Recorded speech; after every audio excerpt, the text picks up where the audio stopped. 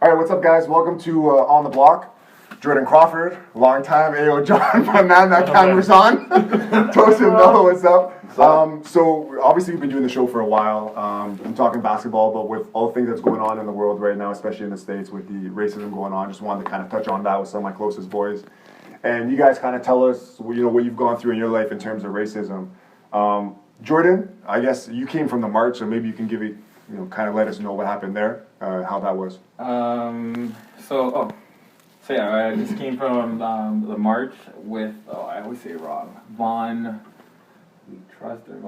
with Afia. Shout out to Afia, she's doing her thing. All right. It was great, it was inspiring. I was getting chills. I wasn't expecting that many people. It had to be like 200 maybe? I think it looked like a lot more than that. Yeah, I'm sure. From your snap. It was a beautiful march. They stopped at Vaughan Mills. So we walked from the police station to Vaughan Mills. The police officers were with us. I tried to get the police officers to say Black Lives Matter, and none of them said Black Lives Matter. But I'll get into that maybe a little bit later, because I spoke to them, had a one-on-one with one of them to figure out what's going on and why. Some of the cars were yelling. I'm not going to lie, there was one car that drove by us and gave us the finger. Oh, shit. Are you serious? And he's lucky that it clicked in late, that there was a red light, and I should have ran up there and let him know. Because I don't even care. Like, I'm going to be honest. At that time, you're going to find out. Like, you know what I mean? I'm Jamaican. He's saying bullshit. So it was a great thing. Other than that one dude doing that, there was people honking like crazy. I remember this one person was like honking like a soca beat. So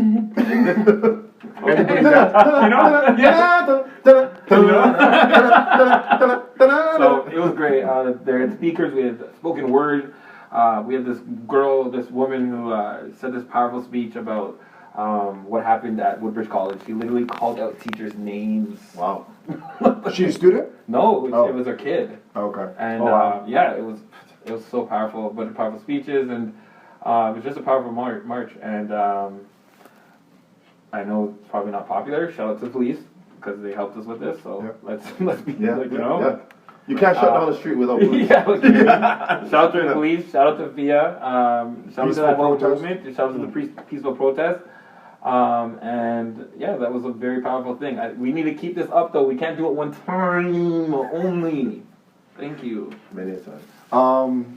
You guys haven't been to any march. I know you're talking about that, but I did want to say. So obviously, when George Floyd got killed, you guys, to be honest, all non-whites, at least in North America, have been subject to something at one point. Yeah. Whether that be Filipinos, Asians, blacks. This is about blacks, obviously. But you guys want to talk about maybe what kind of triggered something inside of you when you saw that video of the man being stepped on and him saying "I can't breathe" for the last time? Because even obviously as someone that's not black, just seeing a human kind of suffer. And people have talked about the man committed a crime, it was a counterfeit bill, whatever, and that's for $10 is not worth but life. That's what I'm saying. Nobody deserves to be executed in the street. That man could have killed someone in the street. You know what I mean? But everybody kind of deserves a fair trial, and obviously death in the street, being killed by a corrupt cop over a fake bill is not warranted. So maybe what you guys thought of as soon as you saw that. I wouldn't say he's a corrupt cop, to be honest. And why I don't say he's a corrupt cop, I want everyone to realize that the cops are humans, and I'm not making an excuse for him. I'm just making everybody aware. At the end of the day, humans have fear. Humans fear things that they don't understand. Humans fear things that are different. And at the end of the day, he was scared. He was fearful of that human. Even though he had his neck on him, had his foot on his neck, he was scared of, oh, is this guy going to do this? Is he going to do something to me? Is he going to do that to me? Like, it's not an excuse, and in no way I'm saying it is an excuse, but I just want everyone to realize most white people, to be honest, and most people that are not black fear us. Due to the fact that they are uneducated and they don't understand things. And it's due to ignorance. And with that ignorance, this is what happens. See, but the thing is that officers know what excessive force is. And excessive force is clearly, once somebody is no longer a threat, you're not supposed to be standing on the guy's neck when he's saying he wants to breathe. I've gotten into scuffles as a kid. I got into a fight with 4 people. and they had weapons. I kicked somebody when he was on the floor, and that was excessive violence. But they all had weapons, and it was 4-on-1. But I was gonna get an assault I charge. feel like I know what you're talking Right, about. and you know exactly the situation. The Indian guys. He whooped their ass. He whooped their ass. So 4-on-1, bats and crowbars, and I'm just afraid that the guy's gonna get back up and hit me with a crowbar because I'm literally backed into a corner against 4 people. I threw him on the floor and I kicked him to keep him down, and then I'm still getting hit, and then police come, and it's just You're me guilty. against 4 people, and I'm guilty of excessive force because I kicked someone. Because there's And- something unknown. In You self-defense. see? In self-defense. So for an officer being trained, right, and the amount of paperwork they have to pull out just to pull out their gun, right? They know what excessive force is. And that guy, he literally had his knee on his neck, and he was just He didn't look like he was chilling. scared, He was. right? He, Like- it- No, I it- definitely- he may have been scared at the beginning, and then he became an aggressor. So, okay, 1000%. this is what I mean. Okay, so Of course. fear. Yeah. When I speak about fear, I know myself. When I'm scared, I knock someone the fuck out. And you might not because it's fear. You'll be like, that's a bad motherfucker. Like, because my fear will now turn into anger and aggression, and then I'm going to whoop your ass, and then you're not going to see me fear. Do you understand what I'm trying to say? And I'm not making an excuse. My point is, they shouldn't fear us. You know Joey what- doesn't fear me. I remember one time we were playing basketball, and I don't remember what I did. I think I pushed him, and that guy chased me home. Like, you know what I mean? I'll never forget that day. Joey was so mad. I'll never forget Admiral Park. I'll never forget it. True colors, true colors. Don't. Yeah, No, but you know what? he smiles all the time. Plus. Speaking of fear turning into aggression, during the whole George Floyd thing, I kind of felt like, at the very beginning, I felt like it was an American thing. I know that Black Lives Matter and anything that happens around the world, any injustice is injustice in period. But for me, I felt like I was removed from the situation. Like I was like, oh wow, that sucks, but we don't have that type of police aggression in Canada. Right? Keyword, that type. I like right? you said That type, right? Yes. So for me, when the George Floyd thing happened, at first I didn't feel like, I was like, oh, okay, that happened. That's like terrible, but we're not experiencing that in Canada.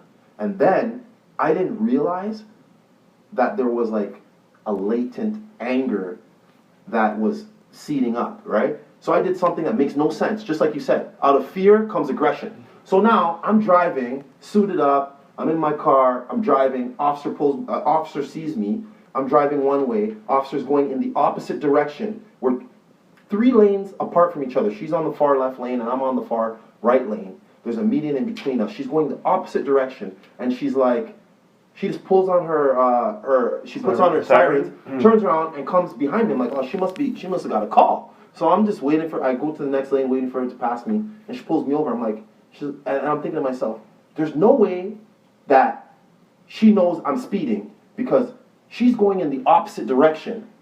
So how would she know my speed going in the opposite direction? She sees a black man in a Mercedes and she's like, yo, let me see what's happening. So for me, I'm sitting in my car. This was actually on 16th and McCowan. So I was like right in Markham. So Markham is not good for yeah, so I'm on 16th and then officer pulls me over and I don't know what it was. Maybe it was the George Floyd thing. I got out of my car and I'm like, what did I do? What did I do? You got out of I the got car? out of the car. Stupidest thing you could do, but like you said, fear turns into aggression. Yeah, I'm like, oh.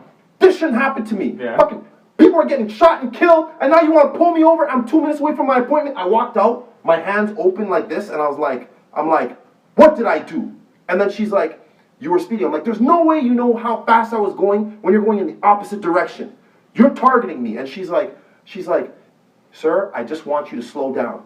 I'm like, I got a meeting 2 minutes from here. It's a big meeting. And I'm like, I'm not going to be late. If you're going to make me late for my meeting, you're going to follow me. And then you could wait till my meeting's over because I cannot be late for this meeting. And she's like, okay, just slow down. And I'm like, okay, I'm going to slow down. But I'm gone. And she's like, okay, goodbye. She didn't even give me a ticket. She didn't ask for my license. I got a question. Like, bro, and the weirdest thing is, just like you said, fear turns into aggression. Like, I was scared. And then I thought to myself, I could have got shot. I was just gonna like, say, I could have got shot. If that was in Georgia, if that was in Kentucky, any state I could've in the got shot. South, you would have died. You could have. You would have And you got know shot. what? Or even the cities like New York. Yeah. And you know what the funniest thing is? The thing that makes no sense, Big cities. and the thing that was like a blessing in disguise, was the fact that I was in a full suit, and I was driving a Mercedes, and when I walked out, I had my hands open, right? And it was a woman. So it just so happens, White woman? right? A white woman. So it just so happens, I got a white woman police officer, and she sees me come out pissed. And I don't know if she was probably scared. right? She was I don't know probably if she was scared. I don't know what her situation was. I bet money she's never had anybody get out of a car before she was pulling someone over. Right? I bet money that never. Yeah, I'm pretty sure. Or, Man or, or at woman. least, or at least someone that wasn't trying to be physical. Yeah. Like, you know what I mean? If Yeah, someone I did wasn't it, trying to- probably- So, like, she's probably like, oh, what, God, black lives. Yeah. Should I pull?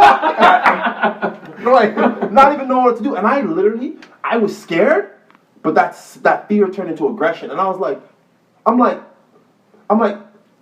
like, black people are dying in America. I got a freaking appointment. I'm getting pulled over. like, yo, I'm trying to make some targeted. cash I'm like, right now, what? man. I'm like, this is not happening to me. I'm like, I have shit to do. I'm like, I have shit. And for some reason, and I gotta be honest, like, this whole COVID situation has messed up everybody's business. So for me, I got a big real estate deal. I have a $2.9 million property, and nobody's buying $2.9 million properties during COVID.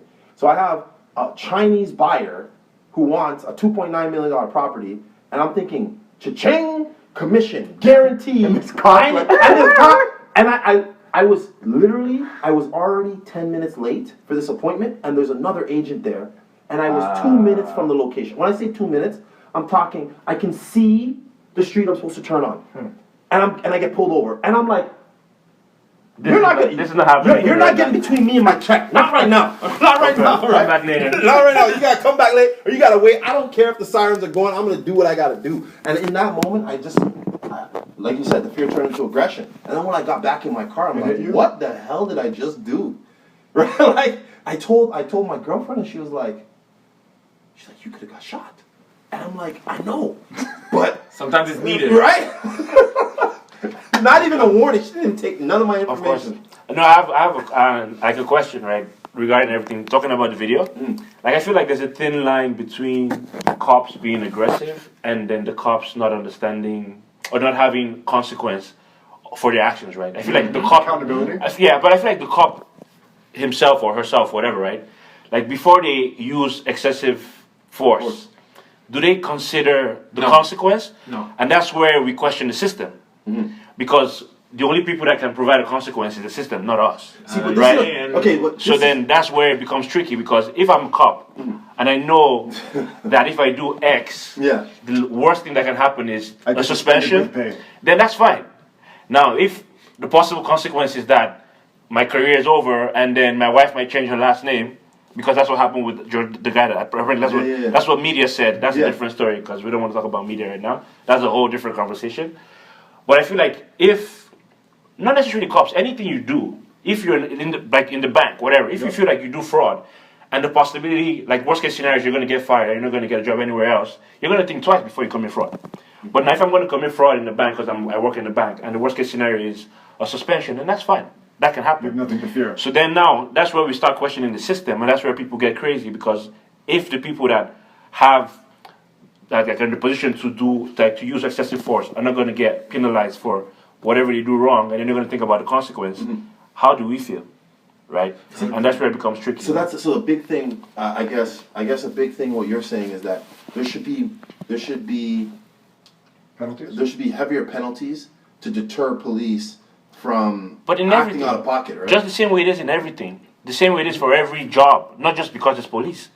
If you're responsible for X, you got to do X responsibly. If you don't do it responsibly, there should be a consequence.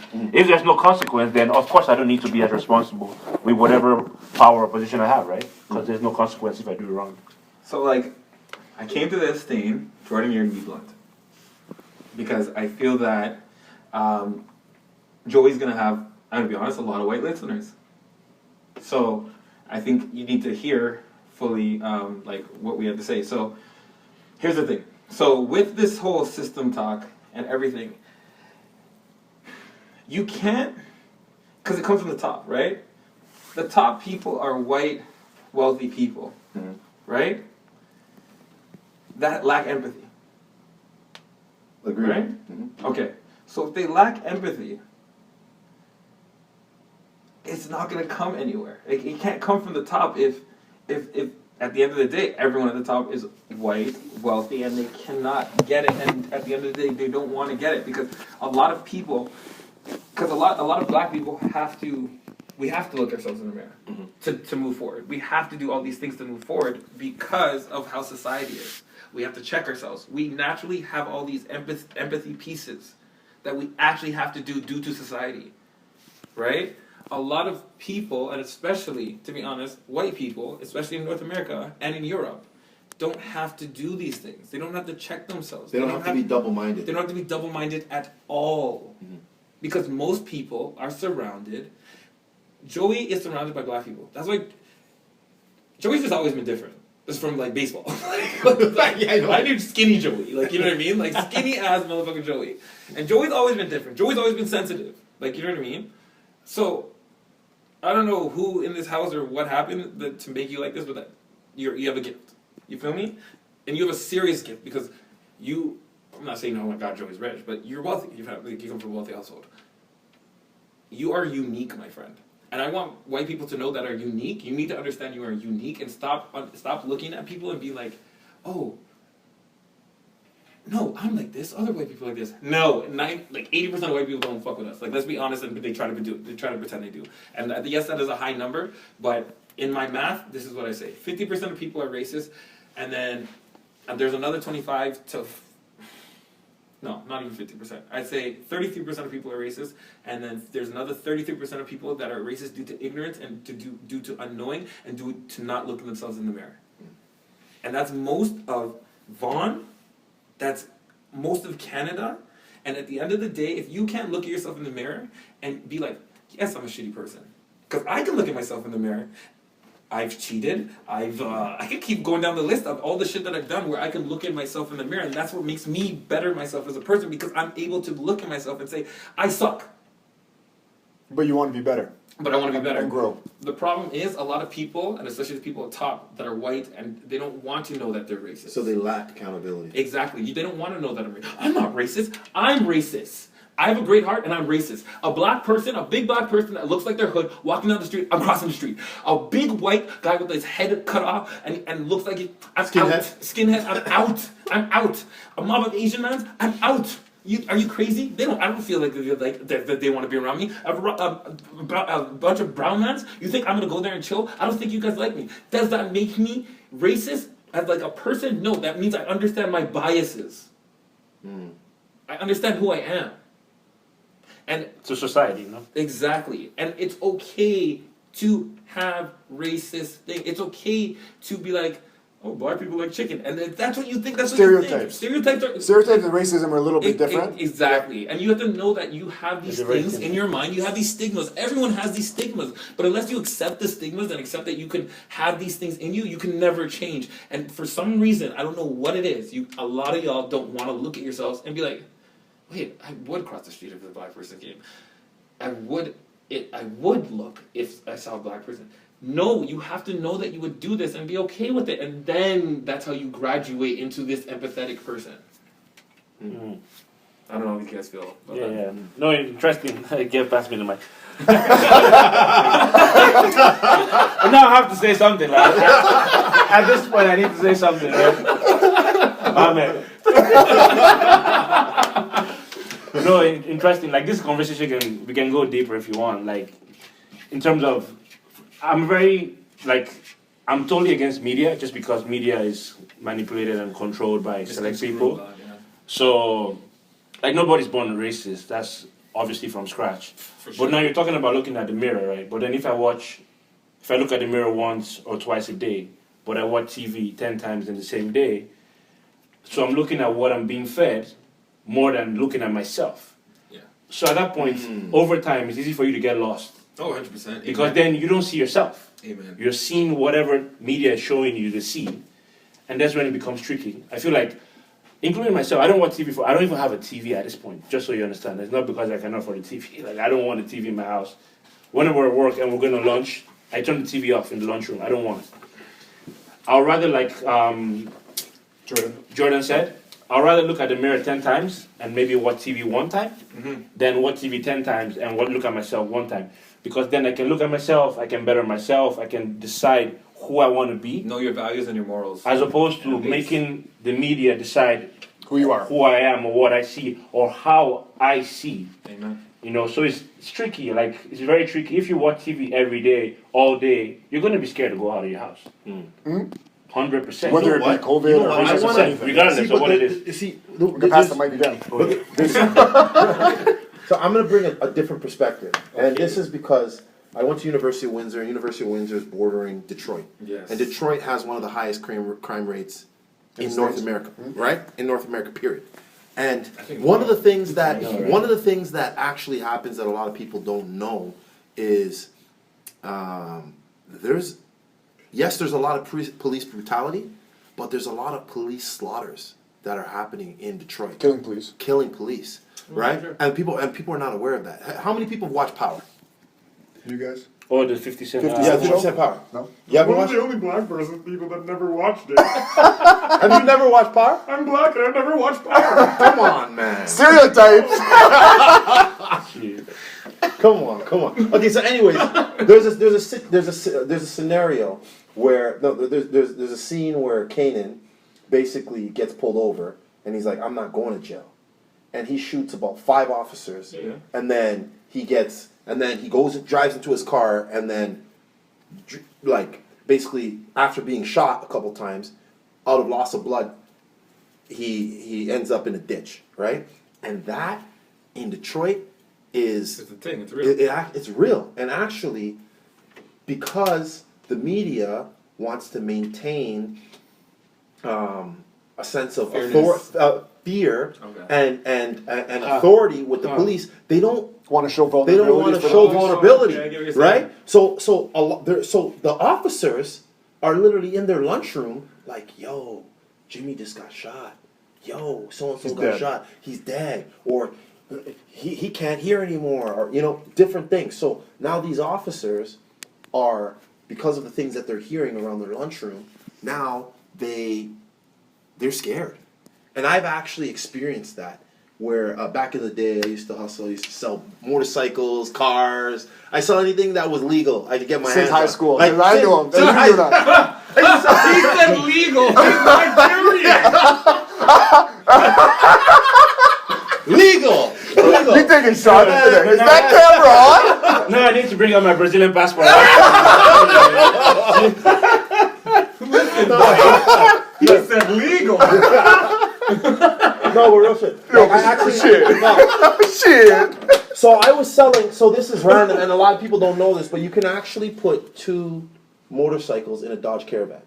So I used to take motorcycles from the U.S. I'd buy them for like $3 grand, $4 grand, sell them in Canada for $6 grand. Oh, I yeah. paid $250 for the RIV, registered import vehicle, and I pay the It's classified information right now. I pay the 7% and I pay the 6% when I come to Canada. So I'd be making $2 grand a bike. So I'd ride the bikes for the season, and then I'd sell them in the winter.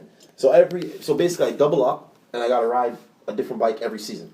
I'd sell probably 5-6 bikes. So anyway, so now I had a bike. Brother, I had 2 bikes. When You say what? did you put the mandem on? I don't know. So, Right? So check it. So now I'm driving, and I'm in Detroit, and it's late at night. Bike? So I had 2 bikes. No, not in a bike. I was in the van, and I had 2 bikes in the back, and I had one of my buddies. So the thing is, now I'm headed back to the border because you have to leave the bike. You have to buy the bike and leave it for 3 days, and then bring it back after the 3 days. So now I'm bringing the bikes back over the border. So now an officer comes out. This guy's probably like, and right now I'm 260, but back then I was probably about 220, 230? 220, 230. So now I'm driving, and officer comes, pulls me over. He's like, hey, do you have any drugs? Do you have any drugs or firearms? Or I'm like, no, I don't have anything, but I have 2 motorcycles in the back. And he's like, 2 motorcycles in the back of the vehicle? And I'm like, yeah, it's there. And he's like, get out of the car. And I'm like, I look at my boy, and I'm like, officer, I don't think it's a good idea for me to get out of the car. This guy's probably 5'5". This American or Canadian? In Detroit. Oh, Detroit cop. Detroit cop. White guy, probably about 150 pounds, 5'5". Okay? Max 5'7". At that time, I was 6'2", 230. Leading Velo? Lean. 230, 225. So I come out of the car and I say, Mr. Steal your girl, Bella. Yeah, this is what I never wanted to be around. So now I come out of the car and officer says, give me your license and registration. And I can tell he's shaking. He's done. This guy's shaking. Like the officer pulled out, like he's like, give me your license and registration. I'm like, okay. I'm like, officer. And I could tell he was like I could tell he was shaky. He was shaky Yeah. and Nervous. fidgety and Nervous, nervous. yeah. So for me, I'm thinking, this guy. I He might hold it I was scared for him. So I was like, you know what? This guy, I don't want him to do something crazy because he feels I'm a threat. So I said to the officer, I'm like, officer, I'm reaching to my pocket. I have no weapon, and I'm pulling out my license and registration because you've asked me for that. And then he's like, okay. So I'm like, I'm just leaning, and I'm looking at him in his eye, and I'm like, officer, I'm just putting my hand inside of my pocket. And then he pulled his gun on me. He's like, slow down! And I'm like, okay, well, you wanted my license and registration. It's in my pocket. You can see there's no bulge. That white boy voice? Pardon? Yeah, you pull out the white boy voice on Did you? you? Yeah, I pulled out the white boy. Because you put it up right now. Yeah, I had to, right? Of course. Right? So I told him, I'm like, And officer, I'm shaking together. right? Right? I'm like, officer, I'm pulling. The only if you don't want my license and registration, I won't reach for my pocket. But I'm no threat, right? And then he's like, okay, slowly. So then I grabbed it out and I gave it to him. And I'm like, this is my license, registration, and this is the motorcycle ownerships. I'm like, would you like me to open the back? He's like, no, it's fine. And then I'm like, okay, officer, I'm gonna put my hands, and leave my hands raised. His gun is pulled, and he's shaking, like no joke. So he's like this at you, Nope. He's like but pointed at you. Pointed at you. pointing at me, and I'm like, I'm just standing like this. My buddy's in the car, and my buddy's like, yo, should I come out? And I'm like, no. My buddy's in the car. He's like, yo, should I come out? I'm like, don't move. I'm like, you just stay here. And I'm like, I got this. We're good. And then the officer, I slowly walked. He saw my license and registration. And then I went back into the car. And I said, I'm a Canadian. I do apologize. Is there a specific reason why you're pulling me over? And he's like, I'll let you know. So he goes to his car, comes back, and he's like, all right, you drive safe now. And he let me go. And I can tell in that situation that if I were aggressive in any way, Or you did what you did yesterday or last week. or if I did what I did the other week, that officer would have shot me with no question, like eyes closed. And I can tell the difference because when I think back to those two scenarios, one that happened roughly 7 years ago and one that happened roughly 2 weeks ago, the woman was poised. She responded to me.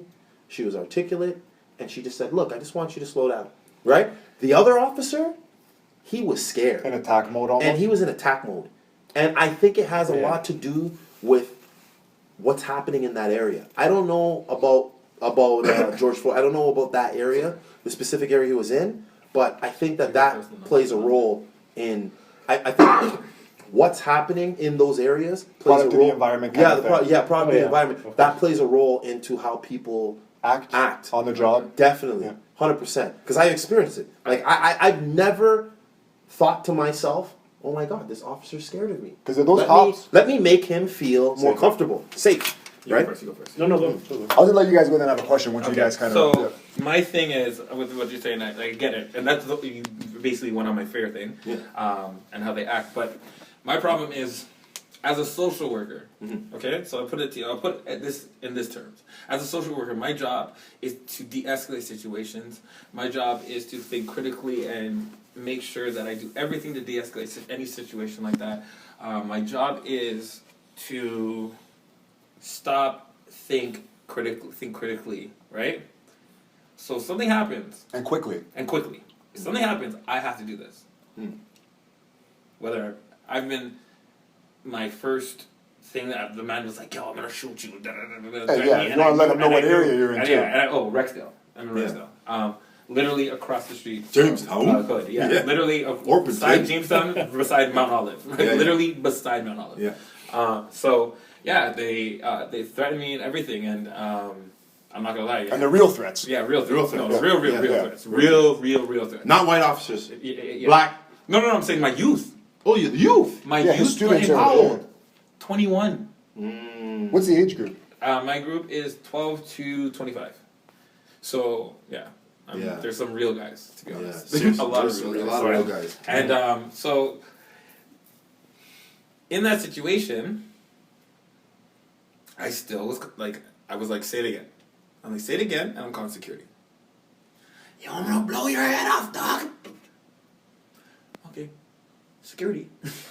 Peace, buddy. Like, you know, I ain't got it on you right now, so like, you know, you're good. You're done. You can't come here. It is what it is. But like, that's the whole thing with fear. If I know security has my back, if I know all of the protocol that I'm supposed to do, if I'm trained, I should.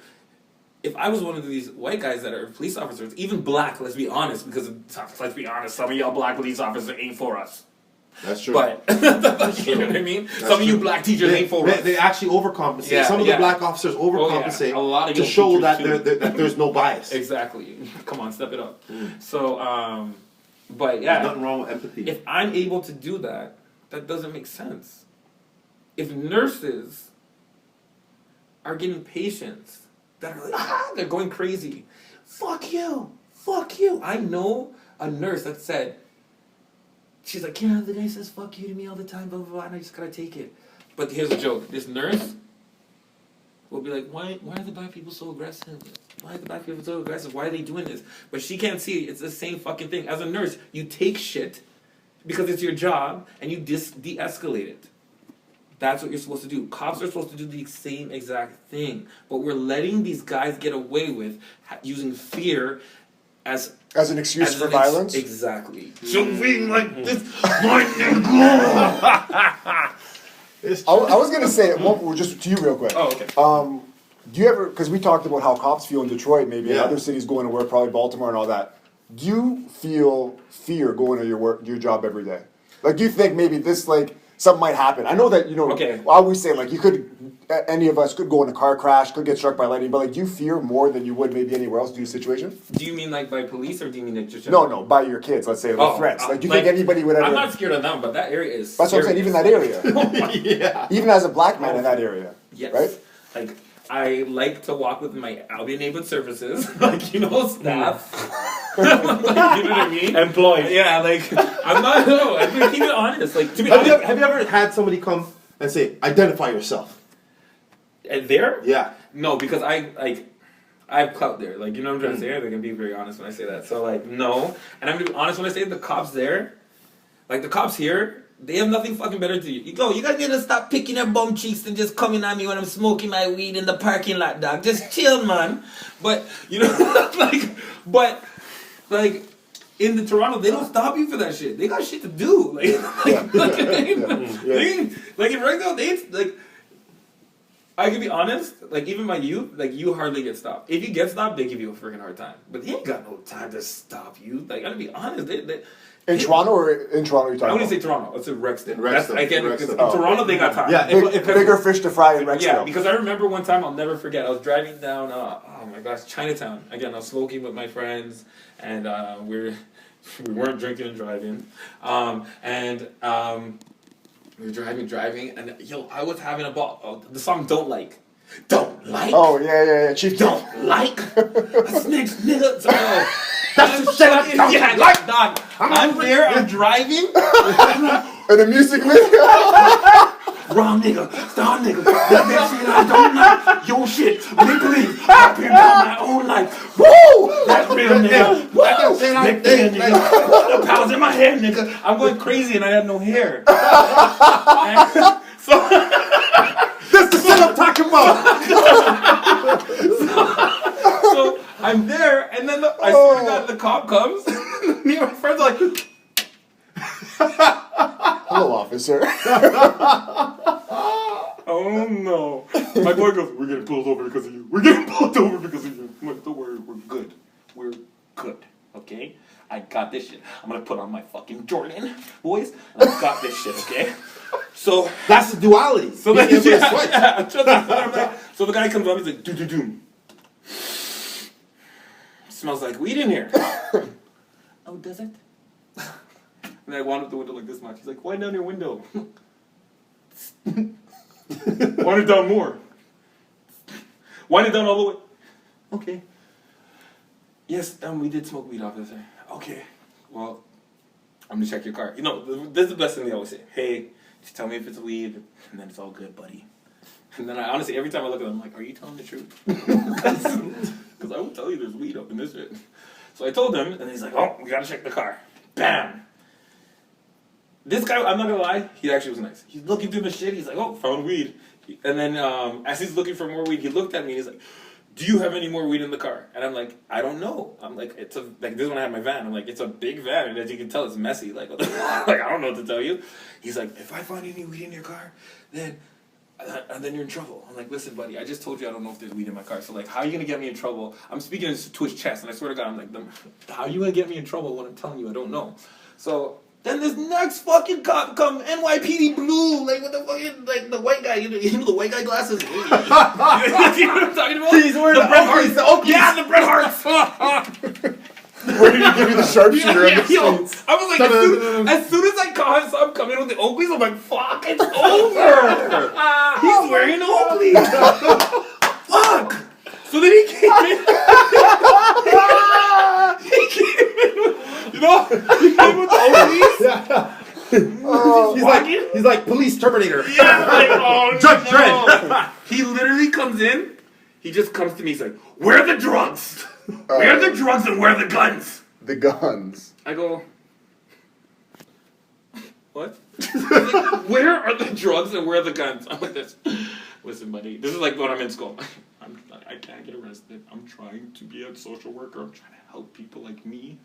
You know, smoking weed and trying. Please, don't do it. Again, I'm speaking to truth. Please, don't do this. Don't do this. Don't arrest me." The next guy's like, "No! Where's the gun? Where's the thing?" And then I'm like, "Listen, you need to get this guy away because I'm getting really nervous right now. And he's really making me feel bad." And then the other cop's like, "I don't even know who this guy is. I don't even know why he's not." Oh, he just pulled up? Oh, he just pulled up. It's like, yo, where's the guns and where's this thing? Oh, he didn't even call the other He cop. wasn't even his partner. The other cop. It wasn't his partner. His partner was on the other side making sure This everything was Rexdale? good. No, this is Chinatown. Chinatown. Spadina then. Yo, Yeah. and you know what the joke is? 2 weeks before that, they're like, niggas shouldn't drive in Chinatown. That's what they said to me, right? Yeah. Oh, my bad. I'm never speaking about this thing. Yeah, they're like, niggas, they're like, I'm joking, guys. I did that on purpose. Anyways. We need to keep the energies on both sides because you guys are both gonna go through a wall. So then, anyways, long story short, they looked through all my shit. The guy finally left. And then they put me in the back of the thing. And I'm like, why are you doing this? Why are you putting me in the back here? Like, even if you give me a ticket, why are you doing this? Like, everyone's looking at me. I felt like a fucking animal in the thing. So, Oh shit. anyways, long story short, they gave us a big hefty ticket, but they still left us with our alcohol and weed.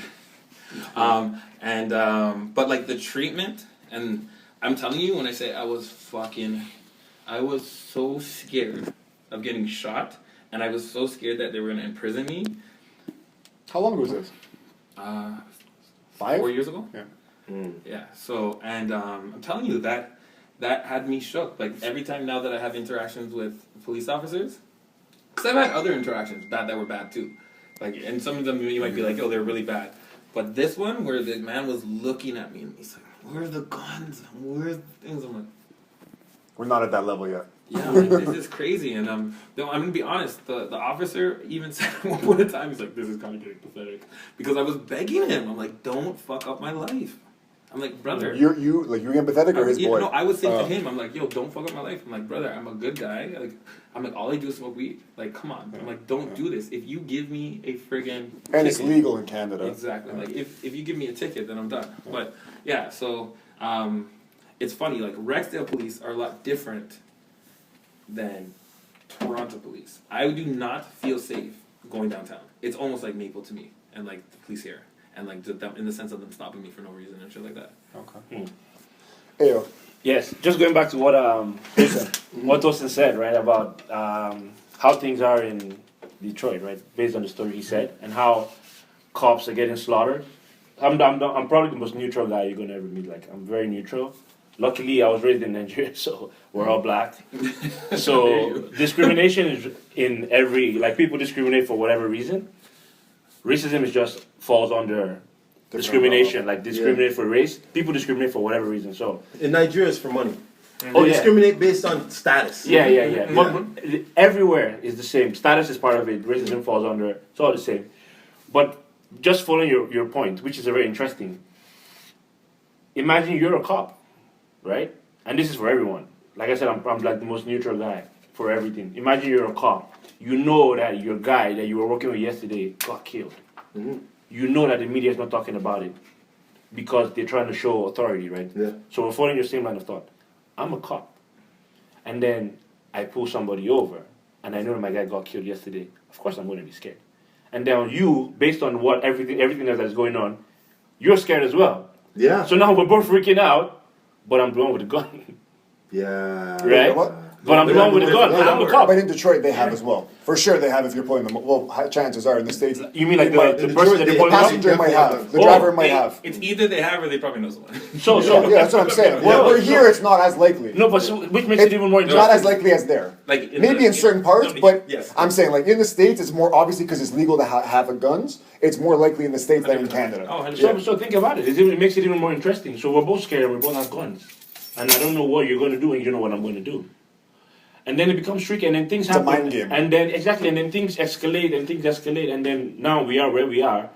You're almost forgetting why you pulled them over at this point You because know- you're like, I know, because you're like, I pulled this guy over because he was speeding, Yeah. right? Then you come out of the car, you're screaming at the lady because of what just happened. yep, that's what I was gonna say. But then the lady knows that somebody just got killed yesterday. My colleague got killed yesterday. So it becomes tricky and it becomes messy. And that's where we start questioning the system. Because at the end of the day, we all pay taxes and we all apparently controlled by the government. But that's a different conversation entirely that we can have I have another a day. on part 2, yeah. Yeah, for sure. But it just becomes messy and it becomes tricky. And that's where we don't even know what we're fighting for anymore. We don't even know what we're asking for anymore. And then we have to call on the system. Like, justice system, the government, put stricter laws and all that stuff. But it does become messy because everybody's trying to just be alive from your own standpoint. So I it have a becomes question for both of you. I want you guys to answer. No. So, Go ahead. okay, so that's a quick question. So here's my problem. Because they're like, what came first, the chicken or the egg? We know what came first here, okay? The egg came, which means racism came first. Now, my question is, how is it fair for people to fear you fearing them? And that's what I want you guys Playing to the say. victim almost. Yes, because you're acting like it's an equal thing. Like the way you guys are saying it, it's like oh, we both are fearing each other. But the problem is, I fear you because you bullied. Okay, so ready? Well, forget. I think everyone when they see police, like when we go like that, it gets misconstrued. Let's do it like this. Tosin, me and you went to high school together. Okay, you're my bully. You bullied me every fucking day. He didn't do that. He was really nice to me. You bullied me every friggin' day, okay? So here's my thing. Now, I hate you.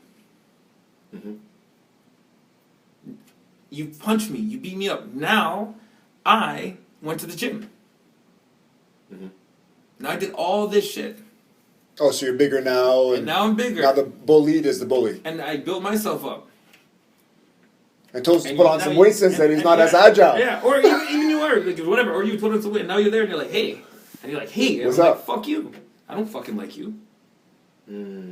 I don't fucking like you, you fucking bully. You fucking bullied me the whole fucking time. I don't fucking like you. And here's the problem. And a lot of people, I'm not going to say white, privileged people, when that happens, and this is what's happening with police officers, you don't like me? You didn't forgive me for bullying you?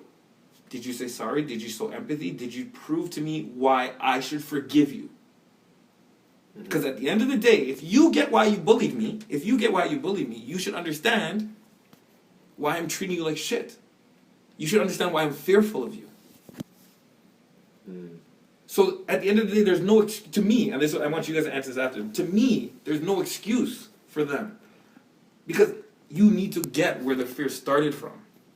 If you get that the fear started first on this side, of course you'd understand that it's fearful. If you have a woman and you're abusing her, and she kills you, she gets manslaughter, my dog. She doesn't get murdered. Yeah. She might even get off. In the States, it's probably self-defense. Even here, to be honest. So I need everyone to be woke that way. Stop. I think the police and black, because everyone black, black, black, black, black. Okay, let's move it. A woman got beat up by her husband. She fears her life. She doesn't want to talk to him anymore. She doesn't want to have sex. She doesn't want to do anything with him. She disrespects him and she thinks low of him. Is she right or wrong? And that's my question that I have for you guys. Is she right or wrong to be fearful? To be fearful. Yeah, 100%, 100%. She has the right to do So that's how I feel about black people. With police So you're saying officers. they have the right to Yes. to have that fear? Yes, and then police officers are like, I have the right too because you fear me. But that doesn't make sense. Yeah, I know. If you bullied me first, if you battered me first, if you battered our people and made us feel that we have fear for a reason, for an actual reason, what's your reason? I fear you because you fear me.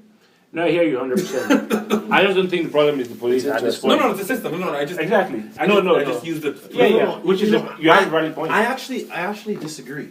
I feel. We're over here. Yeah. We agree. You know what? I think that everybody says, and I'm going to take the unpopular approach. That's but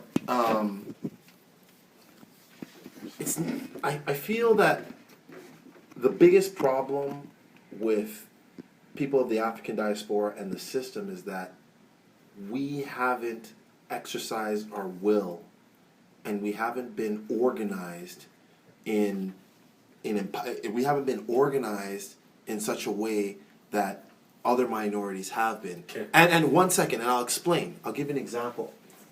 Right now, this whole George Floyd Black Lives Matter has created fear with police. Now there's accountability. People are like, wow, I can't get away with doing this. Oh my God, these guys are actually going to go to jail. There's consequences for police brutality, whereas in the past there hasn't been, right? And at the end of the day, they say that if you want to change the world, change yourself, right? And it starts in your corner. And if you really think about it, we have not, people of the African diaspora have always had the platform. Platform meaning we're always the ones who are being seen. Athletes, Seen as rappers, entertainers, though, not smart people. Yeah, understood. But a voice. But You're I'm talking saying about a always voice. have a You have a voice. voice. But hold on, what are hold on, people hold on. doing with that Hold on, voice? You said always. Okay, that's not true. Okay, not always, but I'm saying that But we have entertainers, we have athletes, we have people who have a platform, and the platform is not being used effectively to propel the community. So now, right? So one sec. And I want to Excellent get to something. I think that right now there's a lot of buzz and there's a lot of momentum, and I think that this is where we need to not only be reactive to when one thing happens, but start to be proactive, right? 100%. And a perfect example is Starbucks is a huge brand, right? And Starbucks said, we're not part of Black Lives Matter. Nobody's allowed to wear Black Lives Matter t-shirts. And then within a week of this news being circulated, now Starbucks is printing Black Lives Matter t-shirts with their logo for their staff. Now, how was that pressure applied? The pressure was applied because of money. And how was that money applied? It was people were boycotting Starbucks. And they felt it. They literally felt it. You have to remember that the black community, in North America, is one of the largest spending communities, period. But the problem is that if you think about within a Chinese community, $1 will circulate. Pass through 6 the times. Jewish community, Six the Italian times. community, Italian community, and so on. But within the black community, $1 will only circulate less than an hour. Okay, so Less than an hour versus 6 times. 6 days. You know what I'm saying? So going back to what I'm saying is right now with respect, and I know you want to jump on this, but I just want to ask you a question. Okay, go ahead. What's the question? No, I don't need it. You can hear me. Okay. So my question, because I want you to answer. So here's my thing. I'm gonna go back to a woman. So an abused woman with mental health. Okay. Okay. Do you expect her to uplift herself? It's And not then- uplifting herself. It's not uplifting But I'm herself. asking, what do you expect of a person with mental illness to do? So, but this is the idea. The thing is that a problem shared is a problem solved. And with mental illness, the only way that you can get over a mental illness is to talk about what's going on Amen. and to You're right. and to seek I was aid. I was hoping you were gonna answer that. and to be to honest. seek Okay. aid, right? Yeah. And going back to video and holding police accountable. These marches, people circulating the videos, right? Like, I don't know if you guys know, but that George Floyd, when he got picked up from that ambulance was all armed. Oh, I know. It's They were cops. all Oh, yeah, armed. I know. Those are cops picking him I up, know. right? Don't That call if police. that was not if that Trying to video, figure if out those how to- videotapes were not circulated through social media, that whole So- thing could have been disappeared. Here's the thing now. Yeah. I hear you. But I think you're missing there's two parts that I feel like you're missing. One, the how we've evolved as people. We've become stronger, smarter, and I feel like now we've become smarter, stronger, and we have people like LeBron James, like Kyrie Irving, and other people now that are like, hey, That's socially I'm aware. beyond, right? Before we didn't have that other than like what, Bill Russell, Muhammad Ali. Do you know what I'm trying to say? So now as like there's way more black people in university. There's, again, it's not enough. But there's way more black people in university. There's way more black people getting jobs. So like I think that corresponds with that. And that's why now we're able to do this because you're a smart black guy. You're a smart black guy.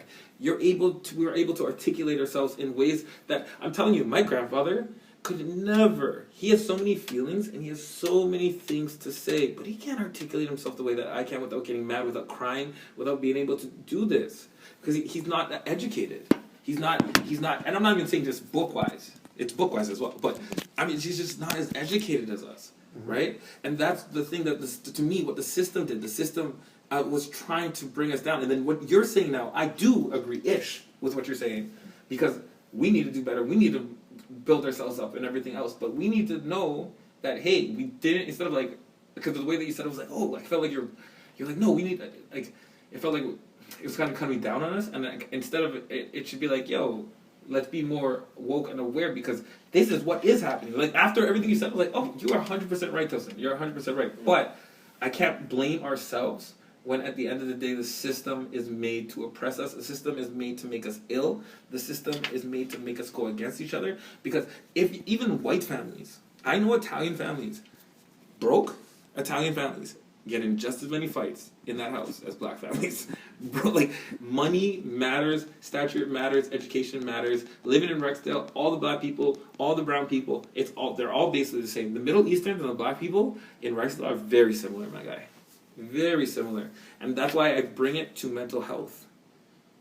Because that's why no, trust me. It's a I'm different here. discussion, but yeah. I'm It's a here. different discussion. But I'm saying, like, But- I feel like mental health has to do with people not evolving. And if at the end of the day they're bringing down your people, Who's they? the system. See, And but how this is the so? thing. But this is the big thing. The But big let thing. him answer. How so? Yeah, how so? Okay, so Because I want to ask a few questions, but get to that one. Okay. You're So- talking about the system bringing people yeah, down, black okay. people down. So not even just black people, just oppressed. But black people are oppressed, right?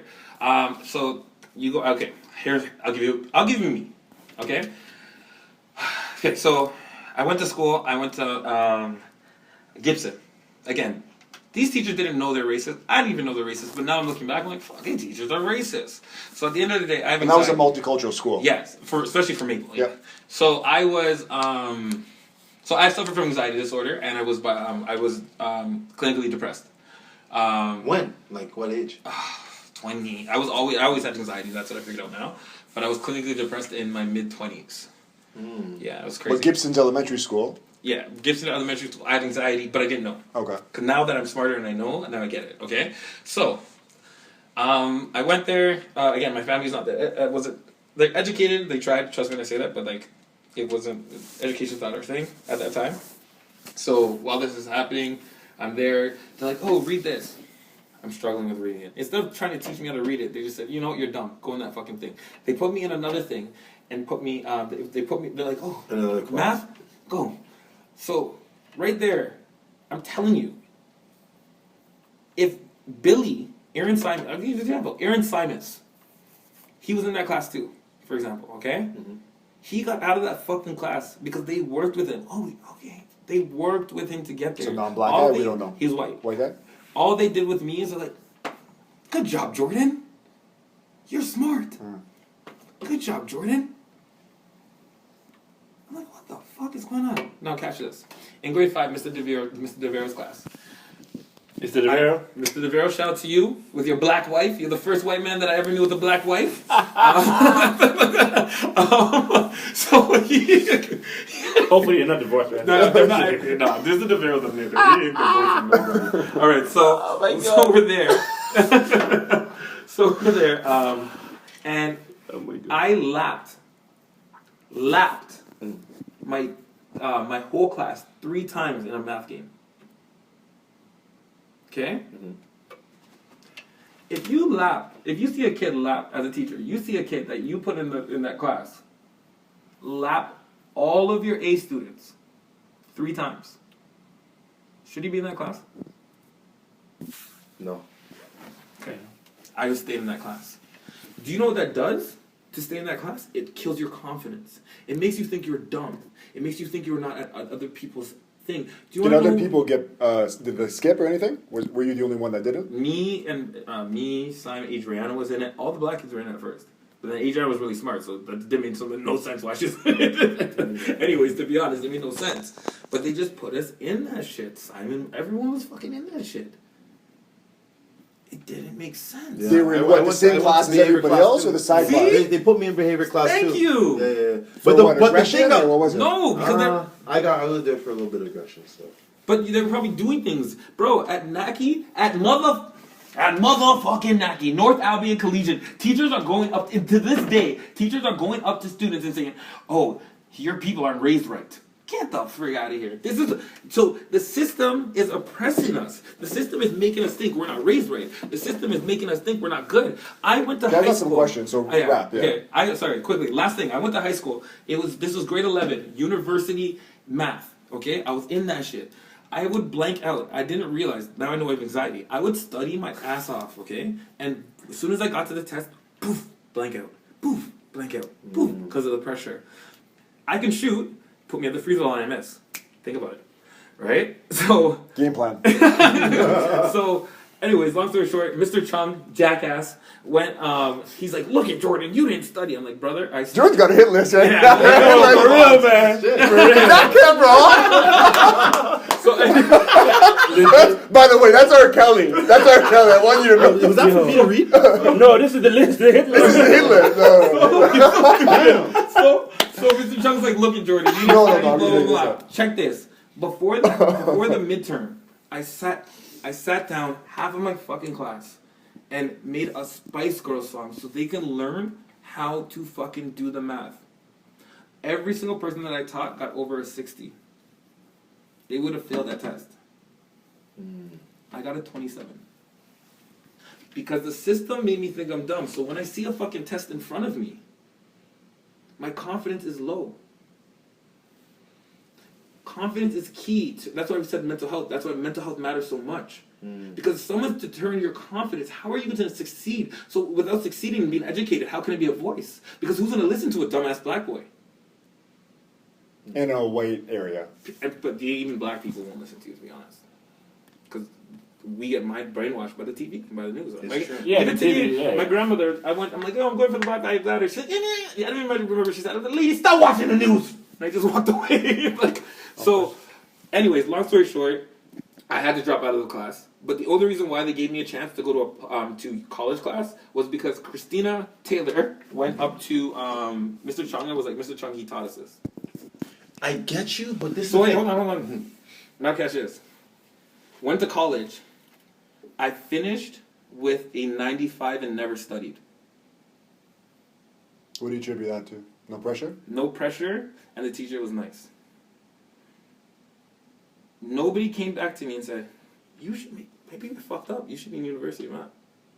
Nobody did? No, but they kept me in college. The next year, because of my confidence, again, college. Studying, I averaged a 60. Trying.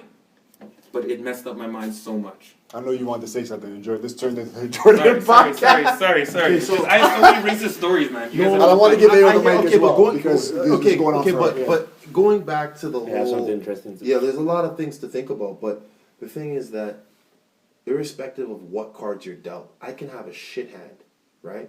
I think, let's preface this, I think a lot of it is the mentality, because as I know what you're going to say, but go. I think, yeah. Okay, but what I'm saying is that I feel like, let's say that life is poker, right?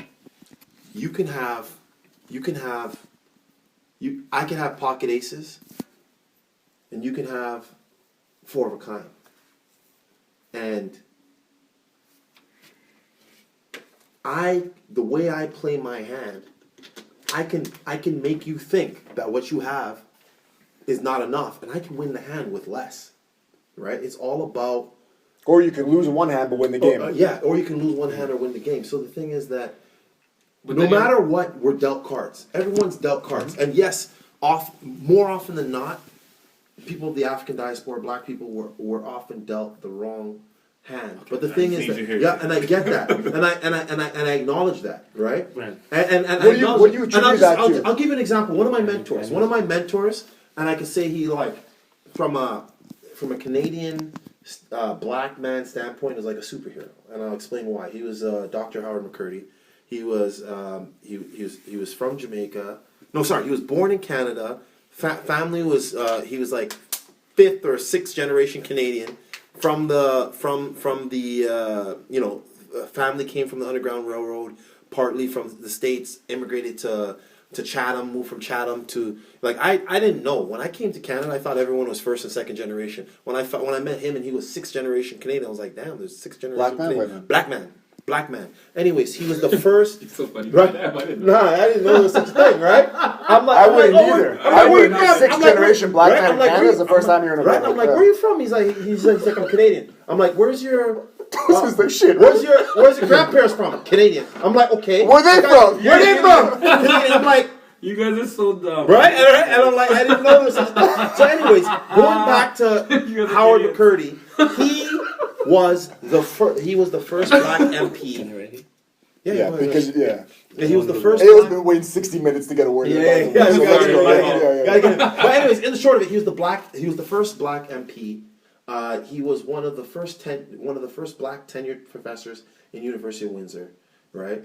And Where you were your position. yeah, I was the vice president of finance for University of Windsor Student Alliance. I like the way he's trying to Humble say shout out, eh? Yeah. And I was Yeah, like, I did that. but he mentored me. He mentored me. But just between us, I Hold was. on, hold on. But look, he mentored me, and I ran for city council. Keep in mind, I only went to University of Windsor. I just went to University of Windsor, and then I stayed there for an extra 2 years because I was working at TD and whatever. So then now, imagine I'm not even from Windsor, and I'm like, you know what? I'm running for office. I'm running for office. And he had my back, and he said to me, and this is something really interesting, and I'm not throwing any shade at any, Yeah. I'm not making divisions or whatever, but I said to him, like, yeah, I'm gonna run, and he's like, wow, that's good, I'll support you in it. I'm like, yeah, just teach me the ropes. We talked about strategy, different things, and then he said to me, he's like, you're African, aren't you? And I'm like, yeah, and he's like, that makes sense. I said Right? that. I said And, that too. right? And I'm like, what do you mean? And he's like, you know what? The people who are 5th and 4th generation Canadian, they have like a chip on their shoulder. Like they feel like they're not able to really thrive in the system. Whereas people who are African, they come from a country where they're seeing other black people who are succeeding, and they assume that It's attainable. it's attainable, right? So he's like, you don't have Anything holding you back. You don't have anything holding you back, and I attribute that to the fact that you're 1st generation Canadian coming from Africa. And I was like, wow. I'm like, I never really thought. And it's one thing for a white person to say that to me, but for like A black man. for a black man whose family came from the Underground Railroad, who were very very much involved in civic leadership, who has his PhD, for him to be like, oh, the reason you're confident is because you're African. I was like, what the? I'm like, What does that even mean? What does that even mean? Ayo wants to know what that means too. You're from another place with all Same black people That- that doesn't know truly what's happening in this environment, and you come in here with a clean slate, and you know what's up. That's because. But I was born here, so I'm still like, No, but your family is your family. Yeah. But also, I want to tell you And something about you. that's interesting, yeah. And I mean this as a compliment. From when I met you, I don't need it. From when I met you, you've always been stubborn. You've always been your own person. And I think what you need to do is know how unique you are to the black experience, because not everyone has the resiliency that you have. Like, you know what I mean? To experience all the racism, people beating you up, and still have as And many still white going friends. with, weights on your shoulder and still, Yeah, I'm going. and still be like, oh, I'm gonna talk to white people. I'm gonna do that. People don't have that resiliency, and to be honest, they shouldn't. You're a special person. I think I'm not saying don't have it.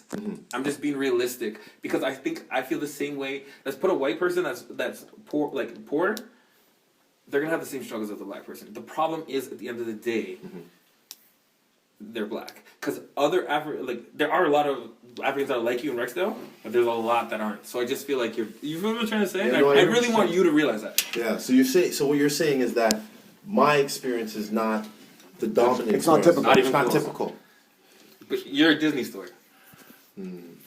Which is sick. Due to hard work. Yeah, Do the hard work. yeah, but that's what I'm trying to, you're, But even before hard work, man. Even before hard work, and I'll just say. Go to your notepad. Yeah, yeah. yes, yes. You got some stuff to talk No, about. no. But check this out. So Even before nice. hard work, the mentality, like he said, right? Because same story for you, same for me when I was in Brazil. I left Nigeria when I was 17. That's why you have that Okay. accent. I went to Brazil. So I started working, bro. I started working when I was 19. When I was 26, I was director of the company in Brazil. We had like at least 14 offices in like 6 different Latin American countries. Cut the long story short, all the black people in Brazil that saw me were like, "How did you do it?" I'm like, "How did I do what? How did you grow?" I just worked. Like, what I did, like, you can do the same. And they said the same thing as him. Oh no, because here for black people it's not the same. ignorance is blah, blah, bliss sometimes, right? you know what I mean? And I'm like, that's fine. So now I'll give you a question. If you have kids, I have 2 kids, right? Bro, kids, they try to walk, they fall, and they keep on until they walk. Why? Because everybody around them is walking. Right? They don't have any doubt. Okay, let that sink in. They don't have any doubt that they cannot walk because everybody else is walking. So now the question is, who are you watching when you say that this guy is different from you? This guy was exposed to black people succeeding, and maybe on this side you're not exposed to that, right? And then that's where you can talk about the system, you can talk about media, you can talk about TV. Who are you watching? Because and then that's where what you said about the influence. So that's where successful black people need to use their voice so that other people can see them and then Have a role model. Have a role model. So that's where. But that's what I'm saying now. That because sorry. But remember when you were like, sorry. I'm so thankful with it. Right down. No. Sorry. So Enjoy. that's where when you said Hold the mic. At sorry. least, bro. When you said what the fuck did you say? I can't remember what you said, but okay. I'll come back in a second. Sorry. If you come back, just write it down, okay? Thank you. Get in line. Thank you. No, because I'm trying to make a point. So that's where, like, people like you, people like me, or whoever that, because we have, it's the same thing. Like, we were exposed to a different reality growing up. My mom never made me feel for 1 second that I couldn't do anything in any area of my life. And your mom's the same. My mom's the same. And my mom is Brazilian, eh? And she met my dad. They went to Nigeria. She was in Nigeria for like 32 years, whatever, right? So now, another scenario for you. You might be racist or you might not be racist, right? This is just for you to have a thought. If you own a language school, okay? All your students, you're a black owner, eh? Mm-hmm. All your students are white. Mm-hmm. Okay? The only way you feed your family is through the school. And then you employ a black teacher and you see parents pulling their kids out of school. So technically speaking, you're making less money. Technically speaking, your family is getting less food on the Can you say table. that part again? Sorry. So if you own a language school and all your students are white, and you employ a black teacher, and the moment you do that, your clients start pulling out their kids. Yeah. Okay. You have two options. It's either you put all white teachers and keep your family with food on the table, or you defend your principles and you might lose your business and your family might be on the streets.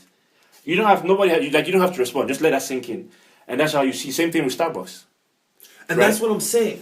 So at the end of the day, there's a very thin line between, what you want to follow and survival, and there's also a very thin line between Money talks and wanting to achieve your See, goals. but yeah, this is the and thing. there's also a thin line between what you're exposed to as growing up, right? And then everything ends up making sense, right? Like this guy is talking about what he's exposed to, and then what are you watching? And this guy's talking about his own reality, Make right? notes. So yeah, there you go. Do you want to say? No, I'm processing. I mean, it everything was you about said. You want to Okay, rebuttal yeah, to yeah. that? Yeah, let that thought So something. play around because that's reality. So what really resonated with me in that scenario That's was exactly. was the fact that Which scenario? Be specific. when This teacher one. when he's speaking about the teacher, is that your livelihood and money are now dictating your actions, right? That's And, you have to feed your family. and that's the truth for many people. But that's right? life. So now until now, you get to the point where you're like understood. But now, if we know, like using that same scenario, if you said that you had all white kids as students of your school, and then you get a black teacher, and now you're losing students and losing parents, right? Now you have to make a decision of, do I want to maintain my livelihood or do I want to stick to my principle, right? Now, flip that on its head, right? And pose that same question to the majority, right? One little black kid or one little black family don't make huge waves. But when you have 20,000 people in the streets, right? Boycotting a Starbucks, boycotting different businesses, supporting specific businesses, now it's not just people who are angry and shouting. Now it's people who are making financial moves that impact the livelihood of the majority. Of course. And that's what I'm saying is that they're like, yes, we have a shitty card that's dealt, but right now it's not what happened to me. It's where do I want to go, and what can I do to make the next step. If the kid is falling, he wants to walk. His goal is to walk, and what his focus is on is being stable in every step. So, and it's the same thing. If right now we're being marginalized and there's not respect from, like, you're not seeing Chinese kids being brutalized by police. Why? Because Chinese communities have a lot of money behind them. Chinese people buy politicians. Chinese people, they actually import. Can I say something about What China? was it? They import Because this is people actually pretty and interesting. businesses. And if you think about it, why is there a Chinatown in every every city. single city? I'll tell you why. Why is it? And the reason is because what they do is they focus on entrepreneurship. They put businesses in, and they live above, and then they sponsor more families, and they do it strategically. Do you know why? Go ahead. Okay. Speak to it. So there's a book, 1440. You want to read that book? This one I'll write down. You want to write that down. The name of this book is 1440, the year China discovered the world. China were the first guys to create ships. They were the first guys, for the same reason, to create maps. Okay? China has a lot of history. A lot of people don't know about this. China used to make trades with a bunch of African countries. Europe was totally out of the game because they didn't have anything to offer. I'm going to just go really superficial about this because there's a lot of details. China has been in the game for a long time. China has a lot of organized history. Bless you, which No makes corona. sense. No corona? Yeah. Get this in my last video? So Shit. stupid. Nah, that's messing around. China has a lot of organized history, which kind of explains why they are the way they are today. According to the book, right? Because it's a very interesting book. And now we are where we are as a race And over time, we'll probably get to where we're supposed to be. And everything that's going on now is part of the movement that is pushing us as a race. Yeah, forward, right? China has a lot of organized history. Now, think about it. If it was the other way around, right? If we had ships, because China would go and trade with Africa, they would go with guns and they would go with stuff. And they'd be like, do you want to trade or do you want me to blow your head off? Oh. And they obviously, you want to trade. They didn't go to take anything. They went to trade.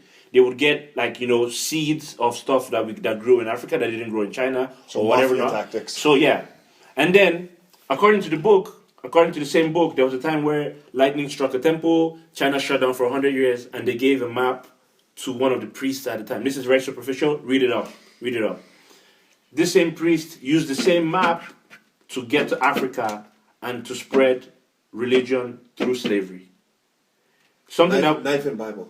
That's something that wouldn't have happened if China didn't close their borders based on their own beliefs. Is this a true story? Yes, this is based on the book. Okay. It's a book that's 1440, the year China discovered the world. If it was the other way around, and Africans, if we had the ships first and we went and we had the weapons, most likely based on survival, because if we felt we didn't have enough, probably we would have done the same thing to the whites, and they would have been the one. I don't know. We don't know. Possibly. You do know. Possibly. Say with your chest. We don't know. No. You can't say. No, I know. You can't say. But if Europe, small, not having all the things, like in terms of resources, Africa. It's a bully story, pretty much. Right? Yeah, in terms of resources, obviously Africa has more than most of the world, right? Just based on nature. Minerals. Yeah, based on everything. Colonization happened. It could have been the other way around, and China is where they are today because of organized history, which we don't have yet. Speaking of colonization, It happened over time, right? That's just how I Thank see it. you. No, I totally agree with you too. But that's what I'm trying to But say. then the movement is part of the evolution, right? But that's what I'm trying to say with like when it comes to like the thing that you're saying about like we need to do more. It's gonna happen with the education, with you, with other people, with us. Like that's how leaders. Yeah, exactly. Like you know what I mean. We didn't have these leaders before, so I can't look at the past and be like, oh, they were not strong enough. no, The but social media wasn't out there. We didn't have the videos. We didn't have all this stuff. That's why this movement now is so powerful. Laying the foundation. Like, you know what I mean? And also, I wanted to say something because you guys said something about your mom. My mom told me I could do whatever the hell I wanted to. I learned it myself as a kid. Through my experience, I couldn't. So like via racism. via racism. I had went to my mom at like 15 and I said, "Why'd you lie to me?" So like it had an opposite effect. And to be honest, mostly for black people, it has an opposite effect than what it had with you guys. Because I'm telling you, there's African Nigerian guys that I have one of my youth. No, of course. No. I'm But saying, you- but like on a consistent basis that feel that like their parents are like, yeah, but. But do you think it's false hope? Like, do you think your Yes. mom, when she said Yes. that, you think Yes. your mom like lied Yes. to you? Yes. Ah. I had a conversation with her. To be honest, as a grown adult, I had a conversation with her about lying to me and how that didn't help me because I wasn't prepared for life after 19 due to the fact that That's I interesting. was due to the fact. Yeah, it is actually. Do you think it would have been You know better? what- you know You what think it my- would have been better if she you know what lied my to you? mom used to say to me as a kid? Sorry, I'm She done with the chair. said, Let's turn it back. in these exact words, she says, as a black man, You gotta work double. you got to work doubly as Yeah, I hard know. as your white counterpart. She said, you're going to have to work doubly as hard, but you can have anything you want. You're going to have to work. And you know what? It's actually interesting. How did it make you feel? If that's right, I just want to know that. It made me, And did your mom? And I want you to know. Yeah, did your mom? I'll it talk about promoted, that. for me, I guess it's different for other people, but it promoted resilience in the sense that I expected struggle. So when I go into something and something happens, I'm like, okay, An obstacle. that's an obstacle. I'm not looking at it like, oh, This is it's not for me. I expected it because I was always Kept you like motivated. Yeah, it not really kept me motivated. It kept me because if somebody says, "Yo, you're gonna stumble over there, and there's an obstacle course over here, and that person's gonna be racist, and that person doesn't want to see you succeed, and that person doesn't want to see you succeed, but if you push through, you get where you want to get." That's literally what I was. That's how I was raised. My mom was like, "It's gonna be hard," and she's like, "You're gonna have to work double as hard as your white counterparts, but you can have Follow-up anything." question. So, okay, now here's my follow-up question. I get it That's for you. exactly what she said. And I get it for In those you, efforts, right? yeah. Now my question is that fair though? Is that right And that's my bottom line question. It's not right. It's So definitely- then, but then it's if not. it's not right Yeah. though, we shouldn't be looking. This is my point to like both of you, everyone. If it's not right, then it's not fair then for us to be like, hey, black people, you need da-da-da-da-da. Because then that we're putting that's what's happening. We're like putting all this weight that's unfair on black people. When at the end of the day, we need to be like, you know what? I get you. Look, raise up. No, I hear that. Raise up. We're But- going to raise up. but Raise think- up. but Like, think- you know what I mean? but think Rather about than this. be like, you have to raise Okay, up. but because think about it that's this not way. fair. Think about it this way. Think about it this way. You're courting a girl. There's a girl you want to I was talk to. gonna You want talk to about check a girl, right? The girl's gonna put you through obstacles, right? No. He's like, I'm dead no, serious. no. I But will never, like, I went in a 10-year relationship that was freaking racist. You guys know who I am. You guys probably know what that is too. So it is what it is. I will never, if I have a son, he will never. Because he will never put a girl through, obviously, like, obstacles in quotations. No, that's what I'm Yeah, saying. like, that- in quotation, yeah, we're not no. talking racism about No, this, I'm but not saying yeah. like, talking no, about but racism. like, there's girls that will be like, you need to do this, and that, and loops, and all this stuff to be with me. I tell my son, hell no. No. But that's Yeah. racism then. So if we're gonna be equal, if we're gonna make things equal, then we're gonna say the girl's saying, okay, the only way you could date me is if you handle my racist family, you buy me shit, you act like this, you do this. Even when I'm wrong, you need to tell me I'm right. Even this is what it is. Doesn't that apply for all? no, it Yeah. doesn't apply All all the girls? way. But the No, thing, no, not but, the one I no, know. but Just so that I know and just so we know. the thing is, Do you this get what is- I'm saying, though? yeah, okay, but okay. But that's a no How- 10 out of 10 who times. here- okay, But that's what 10 I say out of about 10 racism times. then. yeah, but no, this is what I'm saying. The thing is that going back to Io's analogy with respect to And I want you to answer the this. black Yeah, yeah, teachers, I'll talk the about black teachers and the the black teachers versus having white teachers and having white students and that kind of thing. At the end of the day, everybody needs to make a livelihood, and everybody is working to earn money to do things, right? And the thing, just like Maslow's hierarchy of needs, right? First, you start off with your safety, right? First, you start off with shelter, food, safety, esteem needs. Then you move up to socialization, right? Look at you, smart boy. but I'm the thing is that in order for you to motivate somebody who has no empathy for you, you need to appeal to something that they need. And 9 times out of 10, I don't have to like you. I'll give you an example. I have the worst clients.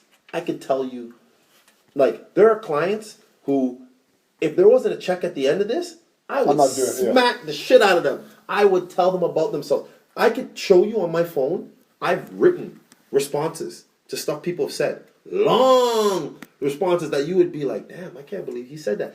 And I just don't send them. Right? I write it. But you're tongue and But get I the don't- job done. Yeah, but I suck it up because I gotta get I suck it up because I gotta get a check at the end of the day, Gotta right? make sure nothing gets damaged on Right? either Yeah, side. yeah. So I suck it up. I got a show to do after Yeah, this. yeah, but I'm saying, The show I goes suck it on. up. I suck it up because there's a check at the end of the day. So somebody could be racist. Right? Somebody could be That's racist, yeah. right? Somebody could be racist. Somebody could not like you. They cannot feel that you are entitled to something. But if you're holding their check, they're gonna smile. They're gonna nod. And they're going to treat you differently. Now, we need No, to no. figure out, Okay. so now we need to put ourselves in a position where we're holding the check. And that is why, that's why Jewish people, Chinese people, But you know Jewish people And- got help, right? If Jewish people didn't get help, I think they'd be in the same position as us. I'm gonna be honest when I say that.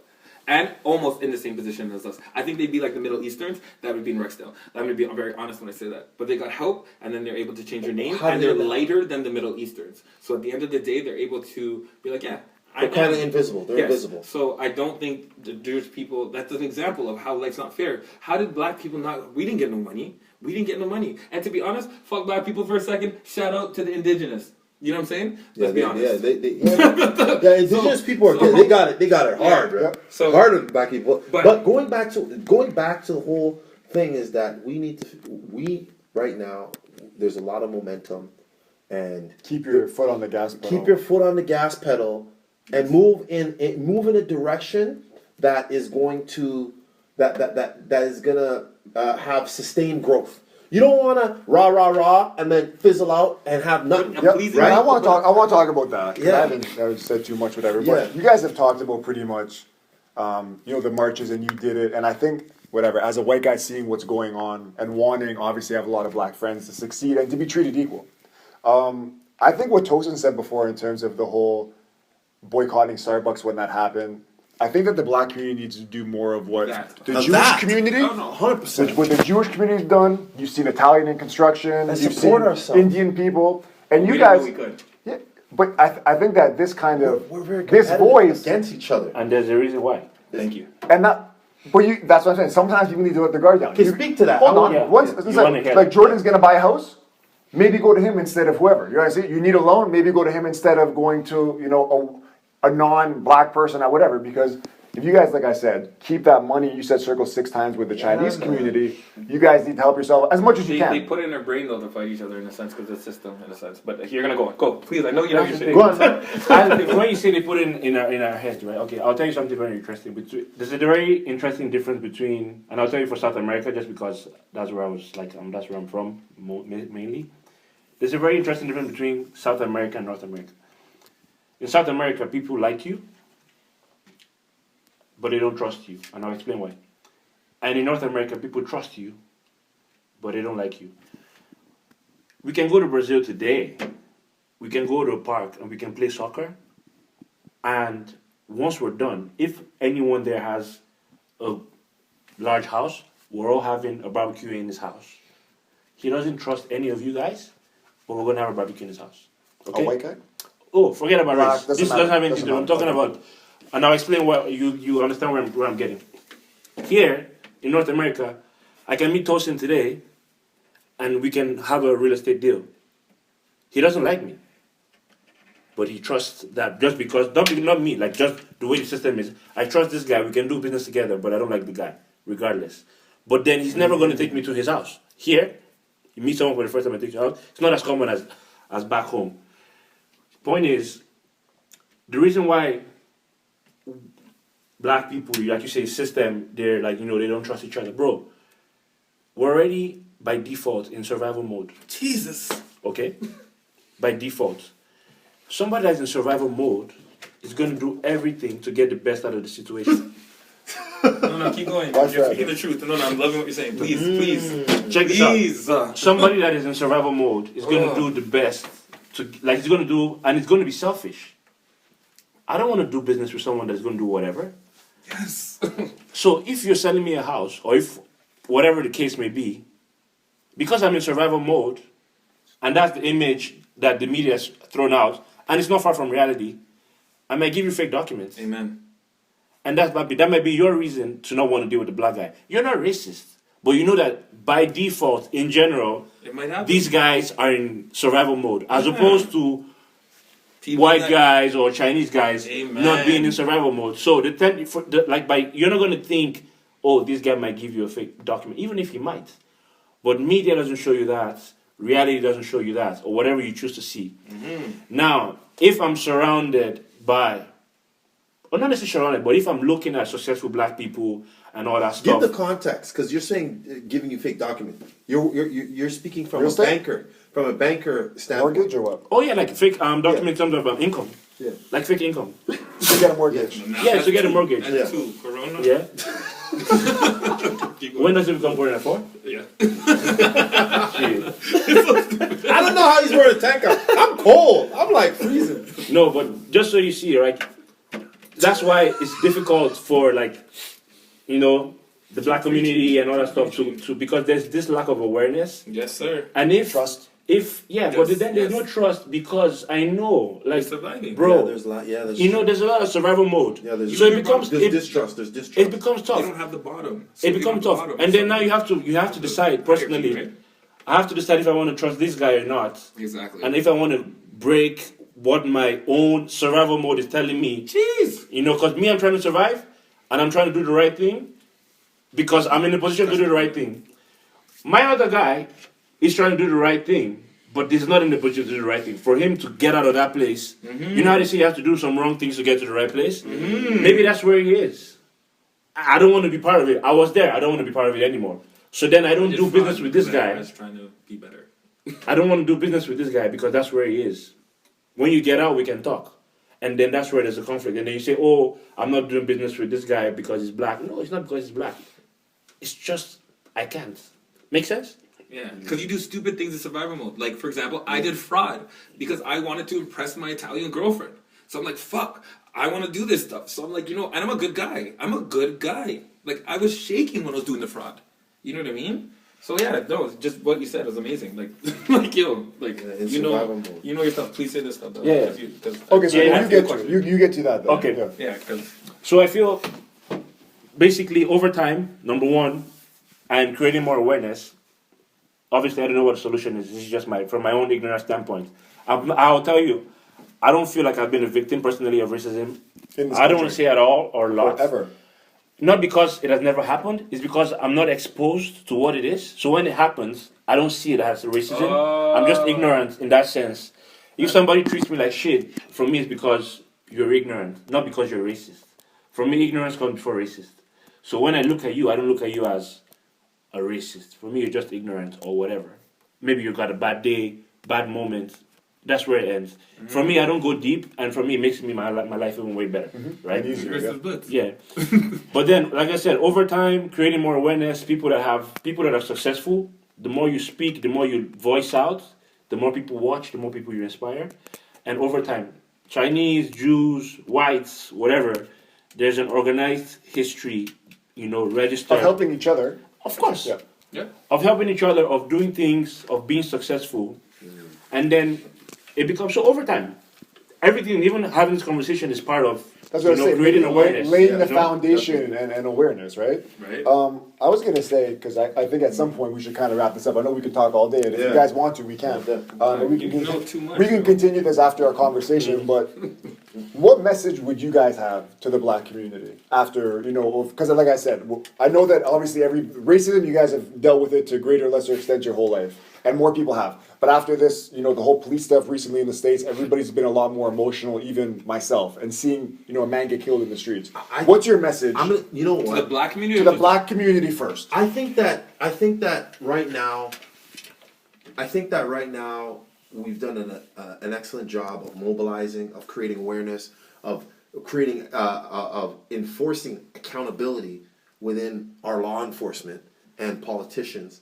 We have politicians kneeling. We have politicians, in spite of Corona, side by side marching with thousands of people because there's Show of support. there's a show of support and there's a show of support. Now, I feel that we have momentum and we need to use this momentum to create sustainable growth. And when I say sustainable growth, I'm not talking about like tree hugging or friggin' solar panels or shit like that. I'm talking right now, we know that if there is injustice or there's racism on a corporate level, we have the power It's there. to make change. And I think that Starbucks scenario, we should have many more scenarios like that where when there's injustice, we're putting people into account, and it shouldn't just be with Starbucks. We need to use this momentum to promote black businesses. Right now, as a real estate broker, there's going to be so many vacant Property. retail spaces, right? Key locations that people don't know, people that would not have access to, places that certain businesses have had for 5-10 years. This is an opportunity where owners are on their knees. They're literally they need rental. They have no. They're not collecting money. They're gonna be in. They're gonna have. They're on the brink of power of sale, and they need entrepreneurs. They need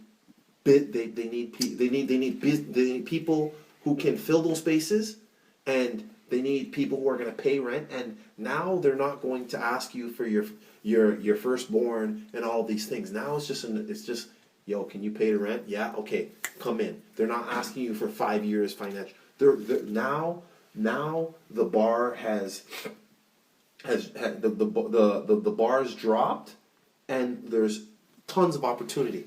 And now I feel in this climate, this is where we need to not only support each other to march, but we need to support each other in business. And we need not only to hold Starbucks accountable, but we need to hold ourselves accountable to spend and help our community, because at the end of the day, To make our community grow. yeah, to make our community grow, we need to. Because the thing is that the establishment, the government, is trying have set up the system to bury us, but they don't know that we're seeds, and we need to plant those seeds. So that water those seeds. Yes, sir. And we need to grow those. We I need think- to grow I think we and planted. harvest I them. don't think we. That's the thing. I don't think we've grown harvest. Yeah. Especially harvest. Yes, we haven't. We're far from harvest. We're far from harvest. But the thing is, we've been buried, and we're seeds, and we need to nurture and grow Amen, brother. our black entrepreneurship. And we need. And now, just like you said before, you're like, you didn't know what you're capable of. You didn't feel. You felt like the system's against you. We know that. We're aware of that. Okay. Now the next thing that we need to do Is help our is brothers. we need to help to uplift, and we need to start focusing on entrepreneurship. If you're out of a job and the government's sending you $2,000 a month, or I don't even know, I don't Yep. get 2,000-ish, yeah. 2,000. If you're at Every 2 home, weeks. if you're at home Every 2 and you're chilling and you're getting $2,000 a month, you're making I don't that's every know, month it is. you're making $2,000 a month, and you're just chilling at home. Come up with an idea. Come up with an idea. You thought about starting a business. You're already unemployed. Yeah. Create the Man business, made a real cooking business. right? Create the business. Create whatever it is. Knock on the door of the place that just got boarded up, Yes, sir. and say, "Hey, I want to start something. Give me an opportunity." Or just do it. And then when you see your brother open up that door, open the store, patronize him. Go to his store. Buy his product. Put your money where your mouth Bring is. your family there. Don't talk about racist. We're being racist towards our own self when it comes to spending dollars. But Not there's, only a, that, but there's Right? a reason And, why. and everybody's in Yeah. survival mode. But the thing is that. I'll give sorry to call you. I'll give you a very simple example. No. Yeah, okay. Oh, No. That's in I'm between. speaking to your case. I'll give you a simple example. Yeah. Bro, there's a Jamaican spot that we go to Yeah, all we the time. go to. Okay? Bro, I'm not even going to say this place because I go there all the time. Alberts. No, But that's where we bro, work. but just but check Yo, this out. oxtail there? Jeez. No, speaking about Oxford, bro, the food there is inconsistent. As we know. The food is good. Monday to Wednesday is good. I'm just giving you an example. Thursday and Friday is not as good. The thing is that if I have a business and I'm running low on cash, bro, I'm not gonna buy less spice so that I can not run low, because I'm not gonna go there again. And then does that mean I'm not supporting the black business? But then why are they cutting down the spice? Because they're in survival mode. And then I don't go back there, and then it becomes a problem. Yeah, but hold up. This is a true Hold on. story, by the way. No, it becomes a problem. Yeah. and I'm generalizing. But guess what? I'm Okay, but you're I right. have an answer for that. Okay, let me just but he's let me right. land. Like, Let me land. Let me finish. Let me land. Let me just land. Because then, Spend black, buy black. Hey, you can't be Jordan. There's only one Jordan here. but that's the thing. That's the thing. And I'm generalizing. Okay, everybody does that to some extent. People pour a little bit of oil on food from yesterday and tell you it's fresh. Whatever, like as a restaurant, whatever you do, whatever you have to do. But in general, because of survival mode, that's something that mainly comes from our side. Mm-hmm. Why? Because reality is we're in survival mode. So now I'm not gonna say, because he asked what was our message. I don't want to dive into that. I just wanted to throw that into what you were saying, because you're saying support black business, and obviously that's the way to go, and that's part of what I was gonna say too. But then those guys have to, or we, whatever, however you want to put it, you have to be consistent as well, because at the end of the day, you're delivering a service, and if I'm paying for X, I want X. No, Can I I ask hear you a you. question? I hear you, but guess what? Guess what? There's not only one there's not only one Caribbean spot. You know, there's several. Oh, no. So if 100%. hold on. So if I have a 100%. choice, if right now I have a choice, and it's if I have a choice and it's get good food on Monday, Wednesday, right, at the Caribbean spot. And then I know Thursday, Friday, Saturday, Sunday is going to be bad because they probably running out of material or whatever it is. Go to the next Caribbean spot. Go to the next spot. Go to please, the please. senior place. Okay, Go to the senior place. Bro, okay, but what if the one that is consistent is owned by Joe? Then who am I supporting? Because they're usually Then the one that they're is- usually Guyanese Then or the they're one, Chinese. then the one that is exactly the one that is consistent is Are owned by usually Joe, Chinese. It's usually and the one that is not consistent is owned by Jordan. Yo, the one that's You're gonna consistent- support the Joe one that- anyways. the one Let's that- say it's the one someone that's else. consistent is usually Chinese Like, or then what Guyanese, am I to be doing? honest. Am I now supporting white Trust me, business? trust Bro, me. I'm going to where the service is good. So, Point, here- like that's where it ends. Here's my question for both. So of you. then we have to be consistent as business owners. Okay. Have you told the cook or the owner? Have you Oh said, my God. my man, your food was amazing on Monday and Tuesday and Wednesday. You're an idiot. Okay. Oh, What no, about no. Thursday? What can you The do way you say it to makes me keep laugh. it Okay. to maintain Hold on. that level? I have a question. Sorry. Have you asked that I have a question. question? Wait. I have a question. Yeah, I have. So wait, I spoke to if them. if the person They gave me free food for like 2 weeks. so if the person Okay. And are you gonna continue going Oh, there? I still go there. Okay. I was just speaking to the point that you made. Yeah. guys, I have a But question. in my example, I did go there and I complained. If the food is not consistent, okay, and you know, because I'm using your thing, Mm. and you know that it's because of the fact that because of the fact of money, and then them not getting Yeah. the money. Yeah, following the line the of question is, are we still supposed to go? That's now answer. Are we what? Are we still supposed to go? If it's bad, But it's because of money. Okay. But because but how do you know it's Oh, because exactly. of no, money? let's just No, say we we don't know. know. Whatever Let's just say- reason, let's we're just just say we following do the line know. of thought. Let's It's just just say the we line do. of Let's thought. just say we do know. Okay, okay. That's what I'm. So this is going I want to everyone. I want you to answer yeah, Joey. and this is going to what I was going to say because Joe asked, "What is your message?" Right? For me, it's very simple. Make as much money as you can, to the point where you can take risk for your people.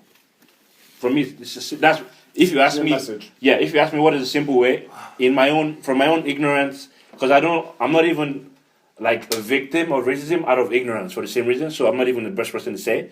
I'm just voicing out because You're speaking you're from the offering heart. platform. Make as much money, obviously legally, right?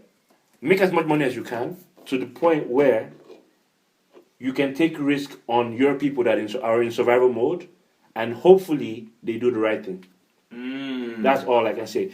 Because if It's hard. But yeah. it's hard, but then that's why you have to make enough money. Because if I have 100 grand and two people walk up to me, one is black, one is white, and they have brilliant ideas, and I need to choose, and I'm weighing everything else, and everything is the same, and I need to go down to some point. No, I'm not going to say, because I'm not like that, I'm very neutral, but based on media, and based on X, and based on reality, and based on everything that's going on, my lean towards the white side, Okay. right? Based on what?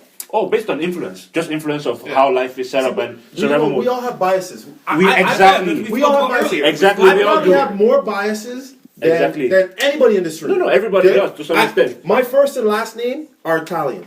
Bello. There you go. Right? My middle name is all African, right? Bello Amalasoye Isa Oluwatosin Bello.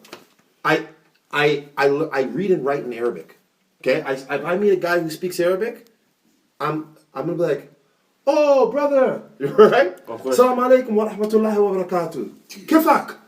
Alhamdulillah, I'm doing well, right? Like I'm gonna be like, oh, I'm good. Milwain, where are you from? Oh, I'm from this place. There's a bias. I want to work with that guy because Of he's course. either Muslim or he speaks Arabic, right? I talked to a guy on the phone. He's not know you could speak that was amazing. right. If I'm speaking to a guy, an Italian guy, he's like Bello. He thinks Tosin will call me up before and be like, yo, give me some words. True story. True story, right? It happened 2 weeks ago. Right? I'm saying so. Same thing. If I speak to a Nigerian guy, Oh, no, I'm the same. right? If a I'm the Nigerian same. guy, oh guy, how you doing now, right? course. I speak pidgin. Somebody speaks to me in Yoruba. I'm speaking Yoruba. So there's biases. You're always going to have an affinity to something that is familiar. Yeah. No matter how you look at it. But the thing is, right now, going to your question, if the food is inconsistent, am I gonna go there? I want to eat good food. Based on the fact that you know they're not getting enough money. Yes, so Like, no, like you know. Yeah, and this. that's So just if I like, know- Let's just say you know this. yeah, if I know they're not This is getting very enough money, hypothetical because you Yeah, would never yeah, know. yeah, You yeah, would yeah. never know No, no, that. that's Yeah, why. yeah. That's why. No, no. Well, Very hypothetically, if I knew that they weren't getting enough money, what I would do is I would try and get more people to come to the spot Okay. Cool. on the days that I know that are consistent. okay. You know what I'm saying? So- That's a good Because place to I'm not gonna slander my name to bring go on. Of course. Or I'd bring them and be like, look, some check fuck out water this food dude. from you. So check this out. I'm not buying a house from you anymore. Yeah, I'm not gonna. So check this out. Following your line of Yeah. thought, right? More affinity. You feel, I'm gonna go there. I have the same, right? Because I was spread out, languages and shit. Exactly. You see a guy Yeah. who speaks Brazil. Oh, who Portuguese, speaks Portuguese, Spanish. Spanish. Colombia. We can go on and on. Same example. My Okay. man's looking at his phone. His phone's making sounds like tranquilo. That's like what? Yeah. So now check this out. The reason why you go with something that's familiar is because what is familiar is perceived as safe. Yep. That's true. If it's perceived as safe, I'll go because That's the only reason why. two things that we do, right, is either we move towards pleasure or away from fear. And this applies to humans, this applies to insects, Animals. this applies to plants. Bro, plants are also trying to survive. They lean towards the sun. Like, that's basic survival for everything that Nature. exists. Exactly. So now, if by default, if somebody said the other day that the police, the guy in charge said on TV that he was being followed by a security guard in the mall. I don't know if you guys heard the story. Somebody was telling me. Point is, if I'm a security guard and in the mall, there's 100 cases of theft a year, and out of the 100 cases, 95 people are black. Bro, It's confirmation bias. when somebody walks black, dressed in whatever way that has happened in the past, of course I'm going to follow the guy. I'm not racist. I'm just doing my job. But then you're just a simple black guy walking and you feel that you're being looked on. And that's when it becomes messy. And that's when it becomes a problem. Yeah. Okay, but in closing, what would you say? No, this is you got the mic. Okay, so what would you say in closing? Right now, all of this stuff is happening. We have a platform. We have momentum. What do you suggest that we should focus on as a community in this time? And I'm giving this to either one of you. Yeah, What do you feel? I'll respond on that. Okay. Yeah. What do you feel that we should do as a community, and how can we exploit this this opportunity? I know it sounds terrible. I'm not saying that, but yeah, I'm not diminishing what's happened. But I'm saying, but I'm applauding the fact that we've mobilized, we've created awareness. We have the ear of the media. We have the ear of the politicians. We have command of industry right now. Starbucks is an example. So what do we do with this? I wouldn't What say do we we have do command else? of industry, but Two things. Speaking to Starbucks, most of the people, like, obviously it got boycotted, but not just by black people. And that's where awareness comes in. Okay. Not just black people boycotting, like everyone else did. And then obviously the buying power is there. But just speaking to what you said, I lost the thought, man. I was gonna give you the answer, but you kept on asking. I lost it. It'll come back. Go. It'll come back because I was gonna say something specific. So for me, I think it just comes down to basic mental health and dealing with that. To be honest, I think most black people are going through mental health. I don't think we address our needs, and which won't allow us to be resilient. To be resilient, you have to be healthy. I think everyone's focusing on so many different friggin' things. Like, yes, money, but you can't get money. I know this because I was depressed. You can't get money depressed. Some people can, but again, like, that's Disney. To me, like, I'm in Rexdale. I'm in Rexdale all the time. Like, you know what I mean? I'm privileged. You're privileged black. Know that. We ain't normal black just by living here. By the way, we're in Vaughan, Ontario. Just so clear. Maple, But you hold before you go. You don't even need it. You've lived in Windsor. You lived in Waterloo. You lived in Markham. You lived in Maple and a bunch of other places. That's true. So you've seen it in a bunch of places. Yeah. You've only been in Toronto for how long? How many years? 2.5, 3 years. 2.5 years, and in Canada for Same. same. And you've seen in Winnipeg a little bit of stuff too. Yeah. I was And there you've for a few been months. in pretty much Maple your whole life. I've been Maple my whole life, but then just working so many Rexdale. different Yeah, Rexdale. the GTA, you've seen- we've all seen the I've been GTA, everywhere, right? yeah. From Rexdale, I worked at Rexdale, and then I worked in Newmarket. You know what I mean? But that's where I always go back to the empathy thing, because in Newmarket, I never knew until I worked there. That place is hood. The new one? Government housing, Brother, white they people, will rob you. white and black. Both. They will, they will rob you. Don't want it to fall. The white people are going through pretty similar stuff as us. That's why I always go back to mental health, resiliency, and building ourselves up that way. Once we show love and respect to each other and just know that if you know, brother, I'm here for you. Brother, I'm here for you. I'm telling you, that will make the money come. Until we build up the empathy, until we build up the love for each other, until we build up all A this safety mental- net relation. Like even you today, like you went Okay, so there. action. So Jordan, hold on. let's talk Jordan action can- steps. Action steps. He networked. What are some resources that people who are going through mental health can? I can help with that. Yeah, That's my work. yeah, That's yeah. my work. So, what are some resources? Because one of the big things in the black community is it's like, walk up. Walk up, right? And that straighten up. It's like if something happens, it's like Don't just be address strong. it. Don't address it. Yeah. Be strong, right? And going back to what you're saying about mental health and depression. Depression is literally you're being compressed. You're being held down, right? And it's difficult for many people or most people to be able to be productive when they're addressing mental health. For me, I got to be honest. I'm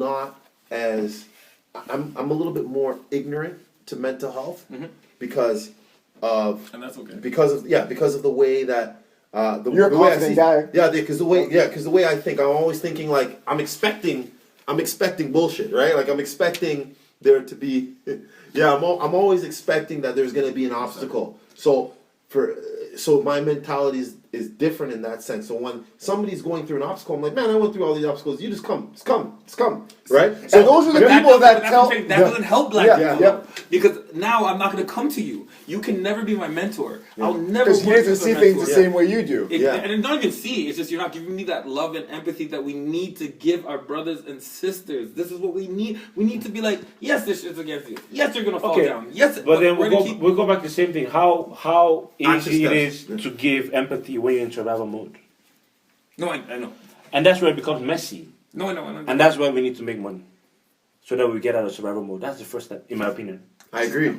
I agree Because- to a certain extent, but this is the thing. Yeah, The thing I'm a is that social real. That's why I know that- So that's there's why two. we So this. So I'm really happy that Jordan brought that up, because one of the things is that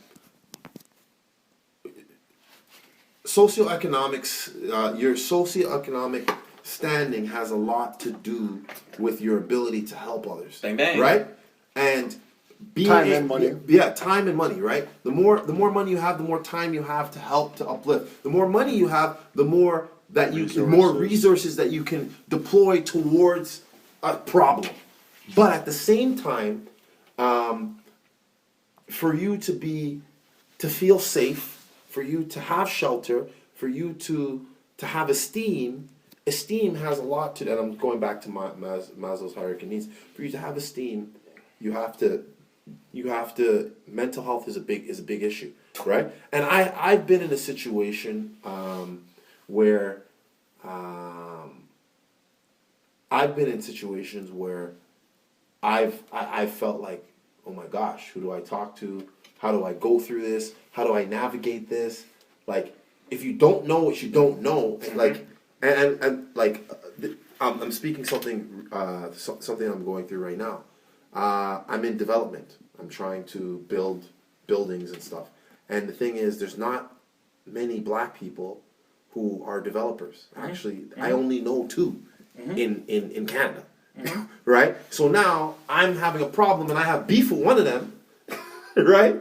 And I have beef with one of them, and I don't know the other one. So I'm like, damn. I'm like, who do I talk to? And then I'm like, oh shoot. And the only people who I can speak to are consultants who I'm paying.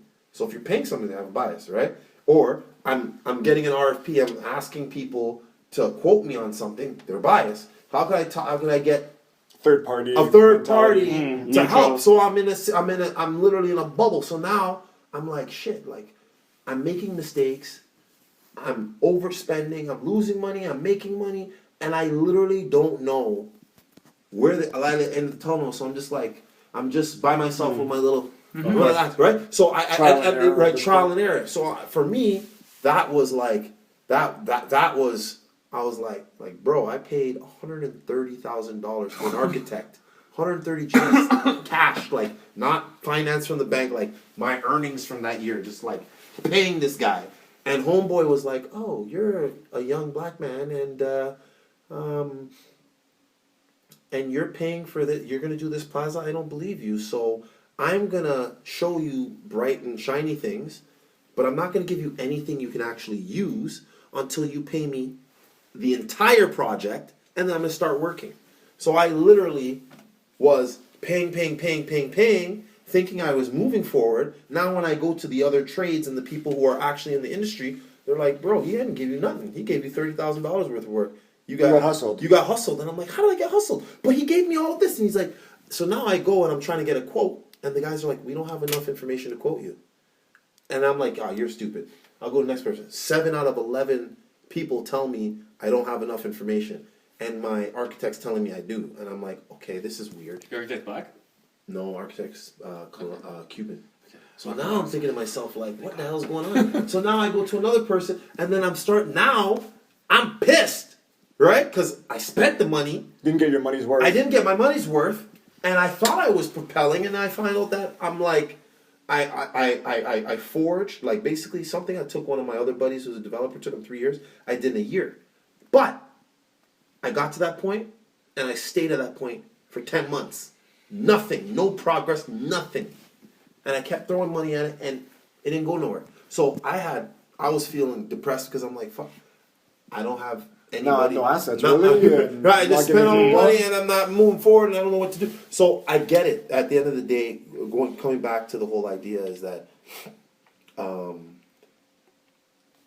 mental health is an issue that's often swept under the rug, right? And Especially for black people. So yeah, for black people and support. And the thing is that and I think part of the reason that, and I know it sounds terrible, but I think part of the reason why George Floyd died is because even when he was asking to breathe, that officer believed that he was still strong. He was still resilient. Oh, 100%. He thought. You think that, so? I don't agree. I don't agree. I know. Yeah, and that's the thing. And the You thing can is tell that, and by the the thing, way, like- yeah, and the thing is, Nah, that, I don't agree. and the thing is that a lot of people, including black people, feel that the other person on the other side that is the same is the same pigment. The other black person, he can take it. He can take it. He's good. He walk up. You know, you're good, man. You're good, man. That's it. Come now. Whether it be black or white, just as a man and as a big man, Yeah. we're kind of looked at. You said me like, whatever. I played ball with you two anyways, and I've gone against guys bigger, smaller than me. And sometimes you bite your tongue, you go to work. You know what I mean? Like whether it's that you had some things of him in the pain, whatever. But as a man, and like I said, we're all big guys. Yeah. We're perceived, and we have in the world, whether you're white or black, have to be an imposing figure, tough. People can beat you down. They can call you whatever words, racist. Yeah. You're a bad father. You're a bad person. You weren't raised the right way. You have to just take it. You failed in life, and you have to be a rock. Yeah. And not everybody is able to. And that's just black people. Yeah, and like I said, even for me, because I've gone through as a guy, things. I totally know. No, Yeah, not Joey, not to say totally. greater or lesser, but as a man, and obviously as women too. But you're going through life, you said, whether it be at a bank, in real estate, whatever it is, and you're like, come on, man, like you're a big guy, get through this. And you've obviously had this and Yeah. not had the best. I can give you two stories of quickly of two stories. So one story is there's same household. But fuck it. So me and my cousin. Okay.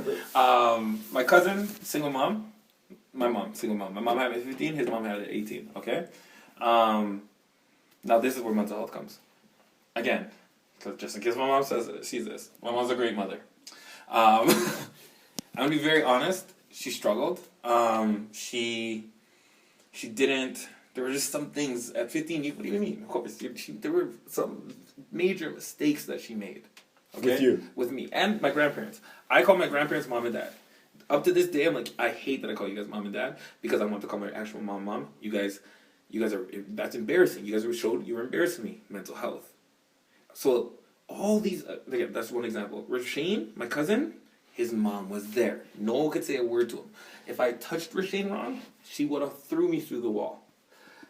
So she didn't have to worry about that. Survivor. Rashane never had to worry about Survivor. Rashane graduated from university. Ryerson. Sue You me? played on our team. Ryerson. Yeah. Which one? Which one? And Roshan, that's I don't why. know. And that's You why I probably know believe Roshan, Rash- no? You don't played know- on you you don't played know on the Rashane. team maybe before If you you came. saw, like if you saw him, you'd be like, oh, okay, I do know him, but you don't know him like that.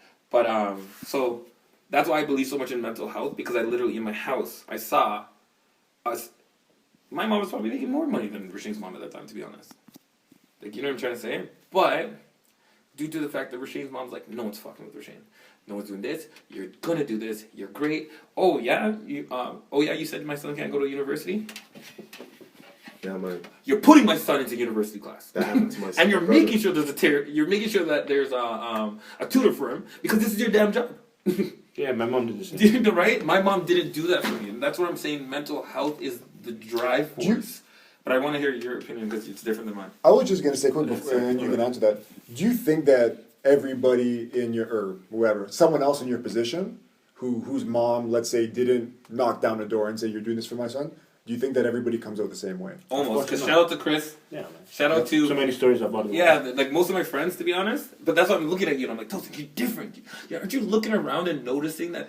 Like, okay, Sion and Cleon, great. But let's be honest. Like, Wiggins helped them. Like, I'm not saying that in a diss way. I'm not saying that in a diss way. I respect their hustle. I respect what they're doing. But they got help. So, I don't count them, to be honest. But what's Cleon doing? He's just doing. He's doing. He has his own business. Renovations. Well, no one helped him with his Renovations. renovation thing. So Cleon's is different, right? But he probably like once you have money and then your brother wants to do Sprinkle a something, little bit, sprinkle, it's yeah, a little bit yeah, easier, yeah.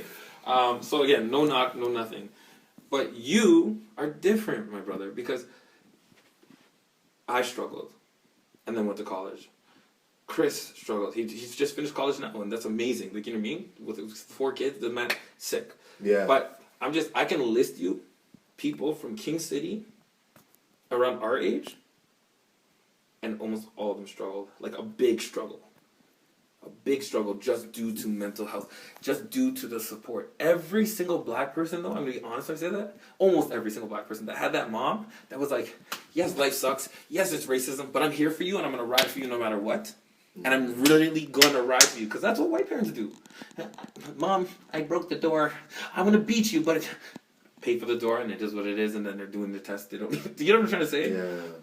We're dealing with. Yo, I didn't put the chicken. Dog. I remember it'd be 4:00 p.m. and my mom would be like, "Yo, did you put the chicken in the water?" And I'm like. And I'm telling you, even now, I'm more scared of my mom than the police. 100%. That should show you how much mental health. Like, sorry, mom, this is and that's hear the you. problem. I hear you. So You now- wrap up, and then I have to ask you guys one question. We've Okay, been running a long time. No, I hear you. There's a podcast I heard one time. Swiss Beats was like, people in charge downplay education, right? One thing is to make beats and own a studio, and one thing is to own a record label. If you make millions of making beats, whoever owns the company makes more, right? That's true. And then when you talk about being an owner, is where they start to downplay whoever's in charge. They can be white, can be black. Whoever's in charge wants to remain in charge, right? But Shisby was making very clear. One thing is to have 100 million followers, and another thing is to own Instagram. It's very different. It's right? true. It's very true. So we need to understand. And then also when I say downplay education, same thing. Like you're speaking about mental illness. It would never cross my head that mental illness is one of the ways to solve the issue, just because I don't feel I was a victim of one. But now hearing this guy speak, like back home when I was in Nigeria, like my dad was a doctor and my mom used to work in embassy.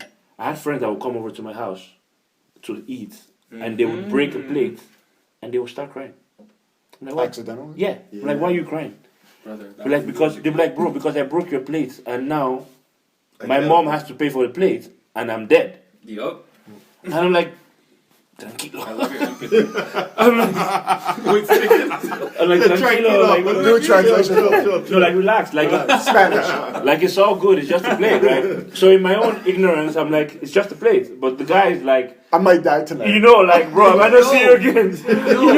In case this is the last I time. know. The Last Supper, like, for real. You guys have no clue. Like, So I now, and then if you have to go to school thinking about a broken plate, jeez, thank So- You're walking on eggshells all the time. so now that's a new perspective for me. Yeah. So we learned something But today. yo, Of course, for of you, course. but for you to learn that so quickly, I respect you on a high Oh, no, level. Just know that. 100%. No, like No, that's 100%. I'm crazy. taking it. I was taking it in just now. But that's where education comes in. Yes, sir. And that's why the people in charge downplay education. Yes, sir. They make you feel like, oh, you can be a good basketballer. But then one thing is to be a good basketballer, another thing is to own a basketball team. Or you can do construction. That's what they love to tell. You can do construction, or you can, one thing is to be a builder, and one thing is to, so it depends on what level of influence and income you want to be at. And that's where, in my opinion, things start to change. Yeah. So yeah, Because it is about education. And you're And that's 100% right. something that you said that really resonated with me was the fact that Sometimes you talk and give me chills, eh? Just know that. yeah. It's all the spirits. something you said. I was like, wow. Is I think about my brother and. I always forget you have a brother. Yeah, man. He's like, And a sister. And a sister. Do you remember? You know that. so I do remember. and speaking, it's really interesting because when you speak from privilege, it's like I can say now, I'm privileged, but I grew up in Rexdale. My mom was in social housing. Actually, was born in Jane and Finch. Lived in was born in Jane and Finch. Toronto General, then I lived in Jane and Finch. Jane and Finch, from Jane and Finch from Jane and Finch social housing to Rexdale, living across the street from the Besco. So I had the house in the ghetto, like literally on my house. Yeah, on John Garland. Yeah, so my okay, house was on Moss okay, Street. yeah. So I literally Okay. there was the projects, and I in could between. see it in my backyard. You're like in between. yeah. You're in between houses. Yeah, Toasted. So like You literally, drove me there, remember? And That's then- like the That's a good story. area of like like John Garland's a good area? compared to like it's literally across the street. Like literally, just you to will get- see though. Sorry, you will see like white people in John Garland. Just know that. But like, and it The looks grocery kind of store maple-ish. side? Kind of mapley. I know, the school there. My Yeah, dad did yeah, work there. yeah. Think about it this way. Think about it this way. It's so funny. Okay, think about it this You way. said it so So and the weird thing, pretend that this is my house, okay? In front of my in front of my house is Besco, and behind Besco is Jamestown, okay?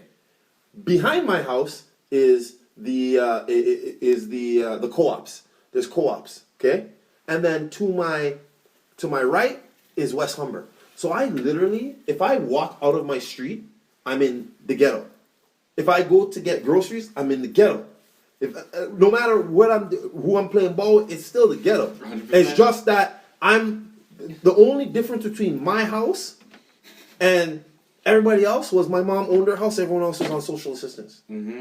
That was the only difference. We're in this, going to the same school, doing everything. Everything was the same.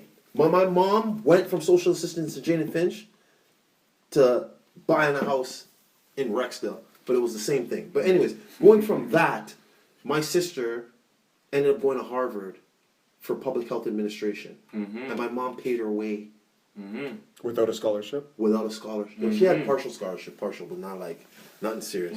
So my mom paid her way. Yes, sir. So now I went to university. I did my thing. I did my undergrad. I didn't do my master's, but I did my undergrad. Now my brother, he's 11 years younger than me. I feel so bad for him. Yeah, man. Because the pressure is unreal, and to be honest, it's unrealistic.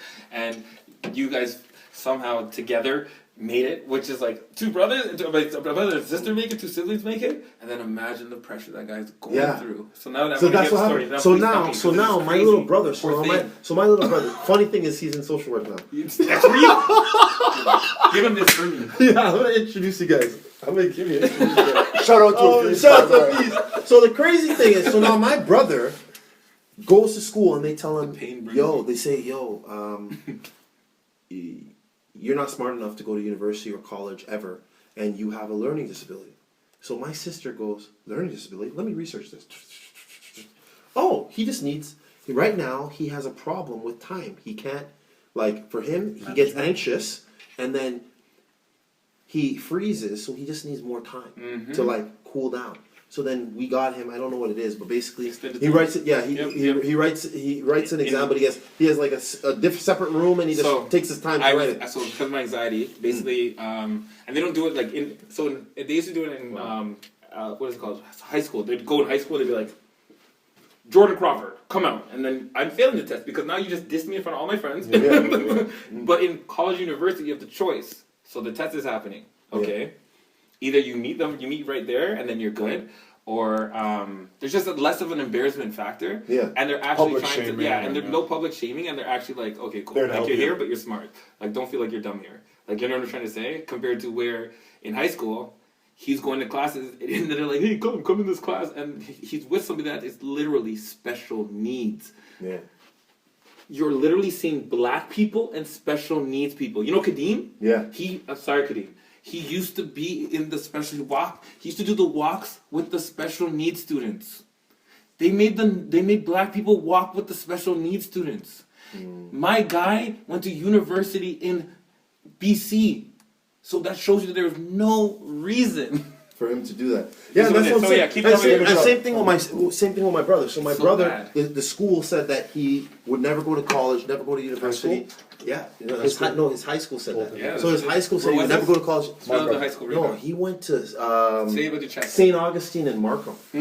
St. Augustine and Markham. So the thing is, so they told him he wouldn't be able to do. So my sister read up, found out what different resources were available for him, and he got tutoring from Kumon. You ever Kumon? Kumon. So he got tutoring from Kumon, and my brother.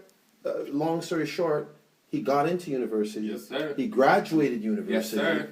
Right, and he now is in social work because he wants to help other students and be able to identify needs and that kind of thing. So it's interesting. I have a random question. Do you think whoever said he wasn't capable said it because he was black or because the person was uneducated? Both. That's a question that you might not be able to answer.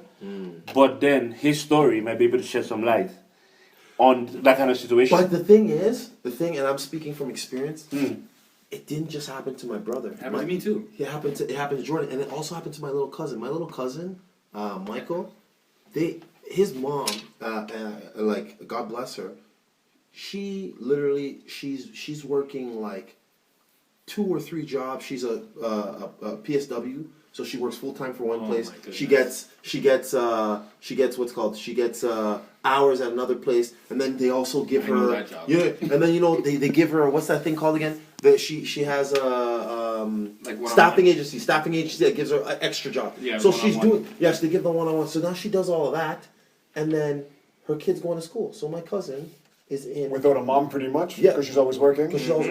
So now he's in school and he's in locally developed. So now my mom says, okay, I'm gonna help you out. You have 3 kids. I'm gonna help take care of Michael because he's having trouble with his grades. So then my mom's like, okay, you gotta go to university. So then she's like, oh, let's see your grades, and he's getting like 40s in locally developed. I didn't even know there was such a thing, locally developed. I thought it was just elementary. High school. I thought it was just college or university. No, I didn't know that there's a demotion after college. There's one under that. That wasn't like that when we were in school. Yes, it was. Workplace. Oh, workplace. Yes. There was applied and academic, right? Applied academic. No, but we workplace. had applied academic, Grade 9 and 10, and then 11 and 12 was university or college. But no, you had workplace. but there was It's- 2 things below that. I don't remember that. Yeah, I don't remember that. that's what I'm saying. I'm I telling didn't you. even know. So my cousin was in locally developed. So I'm like, oh, okay, is that a course? They're like, no, that's a level. That's a level. I'm like, locally developed. Mm-hmm. I'm like, what? I'm like, what's that? And they're like, oh, it's below college. I'm like, no. He's going to university. And my mom's like, he's going to university. And the school's like, no, he's not. And my mom's like, yes, he is. Mm-hmm. I've done this before. You ain't gonna tell me what's happening. Yep. So then now he literally had to. Now the school's like, fine, we'll put him in college course, but the year prior, and that's supposed to be a deterrent. Yep. Because he wants to progress. And my Yep. mom's like, do it. Yep. Put him back a year. So what you said, to piggyback on what you and to wrap it with what you said, the key is education. Because at the end of the day, so my mom at 15 years old wasn't educated enough to know that they were doing me wrong. Whereas your family knew. Yeah. Because and they were experienced given it. experience and the education of Harvard. Which meant your mom, probably in Nigeria, was something special. What was she? Like, Actually, my mom's an accountant. see? How did I know this? You get what I'm trying to say? From Nigeria. Because at the end was of the one day, in Nigeria? Was No, one my here? mom did her schooling while she was raising us. So my Yeah. mom came here at 21 years old, and she had my sister. And then she had me at 25, and my mom But you see, an education. my mom put herself through university while raising the two children. of us Yeah. and working full time. And then boom, now you have university in your family. So like my cousin now, the same one that graduated from university, I went like this. I shook him in the hand. I went like this. Yo, thank you, because now our family's gonna Set a precedent. Now, everyone under us is all going to university. And he looked at me because I was literally this. I was like, yo, and he's like, what's like? You didn't get it. Yeah. And then you start seeing Jalen, and Jalen's a genius. Mm. And I'm like, it's because you did this. Mhm. I'm like, Janae, she was struggling, but now she's not struggling anymore. He has someone to look up to and say, I saw some success with someone in the family. Yeah. Right? I can do it too. So, yeah, you hit it on the thing when you went like this and you said education. Because education is the only thing that will free us. And I'm not only saying like book smart, I mean just being educated. Aware, socially, street, all that. I like really educated. A lot of black people are like, yo, I'm educated, what do you know? That's a dime. Like, let's be honest though. Come on, let's be honest. Let's be honest. Let's be honest. They think that fucking oh yo, that's a fat ass. What do you mean? Yo, oh you see that man? You can't go around him. I'm smart. That's so funny. That's become the Toronto thing, though. Yeah, right? but yo, Yeah. but that's how they think they're smart. Yeah, yeah. Instead of understanding that actually being street smart is like. And we can have a whole different episode on this because I'd love to talk that. But did you want to say anything before I ask my last question? Because we've been running Okay, a while. what I want us Okay, to do. okay. Hold on. What I want us to do today. My man. What I want us to do is I want us to all. I've already gave my little closing statement, and you're probably gonna cut it and then make everyone have their closing statements back to back to back. But what I'm thinking is, what do you think? What are we gonna do with this momentum? That's the question. We're gonna have this meeting Us once a month. individually? Us four? We're gonna have- No, we're gonna I'm talk, saying, or- I'm saying, what do you feel that the African diaspora, black people, should do with all of this, with all this momentum with the media, with all this momentum with the media, the marches, politicians. That's what I was saying What before. are we gonna do? Yeah, yeah. What are we gonna do with it? And I'm not talking about theory. I'm saying action steps. Like right now, what I'm saying is there are vacant spaces for. Tosa wants a businesses- deal. Right now. He wants a deal. Yo, sign! Guys, trying to I need this! He's trying to rent this spot in Waterloo right now. No, I get Does your mom have your mom wants to invest? Because I got a spot. I'll talk to my aunt. Babe, let's go. No, I get everything. I get everything. But the You thing may is, be hungry. nobody. This is the thing. This is the thing that, and this is just being straightforward. Nobody will pay you what you'll pay yourself. Straight up, nobody can ever pay you what you'll pay yourself, and you can earn. The sky's the limit to what you can earn as an entrepreneur. And the thing of the matter is, there's never been opportunity. as better opportunity to start a business than there is right now, because there's vacant spaces, owners are on their knees, and the bar has been lowered so that the regular guy can get an opportunity Okay. to start that business. And the thing is, right now, if you're at home and you're collecting the check from the government, you have nothing to lose. But I feel like everybody, especially black people, I'd be honest, like I'm talking like I hope they don't see this. But like I met this black girl like a month ago. So and then she's like, hey, I have my own entrepreneur candy company. I'm like, oh, okay, what do you do, other black girl? I run it. I'm like, okay. They're like, but it's a bit slow right now. I'm like, okay, so what's your job? Mm. And they looked at me like you. and I was like, I didn't mean to offend you. 'Cause I'm like, I didn't ask you in an It's offensive not a side way. hustle, it's their I job just- now. Yeah, but your job's a You side paying bills? hustle. Like, do you know what I'm saying? And I feel like everybody, I'm gonna be honest, I feel like every fucking black person is like, yo, I'm trying to do this, I'm trying to do this, hey, I'm trying to do this, I'm trying to do this, hey, and it's like, okay. That's why, like, I get what you're saying, but you are educated and you think smart goals. You think goal oriented. You have all these things while you're saying this that you mean. What you need to do is break it down. Okay. You feel me? But yeah, I feel what you're saying, but I'm saying. Yeah, it makes Okay, sense, but oh. this is not. Oh, no, it's not here, not here. the No, platform right now. No, I'm not saying like he has a point, but then that's No, a no. whole different. It's Yeah. a different But- 2 hour conversation. Yeah, but yeah. Which brings me to, I want you to do a little video for my ANS, and I want you to do it too, to be honest. And I want you to do, because you're a good white person, I think they need to see that. I'm dead serious when I say this. Shit, Just so we're clear. man. Just so we're Before you're a good person, you're a good. White person. He's an ally. He's an ally. I don't give a damn. I don't give a damn. Okay, so. I hope that's still rolling. I know we got audio, but I think the camera, we're running at like 3 hours. So, Oh shit. Yeah, that's but probably yeah, dead. would you? I don't know if you guys would do that. I would like you guys Oh, to yeah, do yeah, that whatever in you whatever do. way. So we'll link and do that. But yeah, that's what I was saying with that. So I totally hear what you're saying, but I just feel like you need to tell them how because no one knows how. Yeah, that's a different story. Yeah, but yeah. No, that's a different story. I'm just saying that's Okay, segued me to yeah. get you guys. To Did do you want to something. say anything before Yeah. I kind of wrap up? One quick thing, yeah. Just because based on what he said, right? He was saying a story. I don't remember the names about his cousin that went to university because mom was there. Like nobody's messing with my kid, and he didn't have the same situation. And then mental illness became an issue that he's dealing with right now. Obviously, and I gave a story about a friend that came in, brought play, was freaking out, right? You can't be going to school thinking about your grades and thinking that your mom's going to smack you because you didn't put the chicken in the water. Because mom is thinking about dinner, and then this guy didn't. So because of this guy, we don't have dinner, and this guy knows that it's because of him. And then he's going to get smacked at home. But then at that point, he's in school, and he can function. And that's Just think about something else. because think about something else, something that another family Would that never think of. exactly, not regardless of white or black, right? Yeah. But obviously, based on reality, most of the people in those situations are the black ones, right? And then that's where mental illness becomes something that you need to handle. So at the end of the day, obviously, based on history, based on slavery and everything, blacks are the ones that find themselves mostly in that position.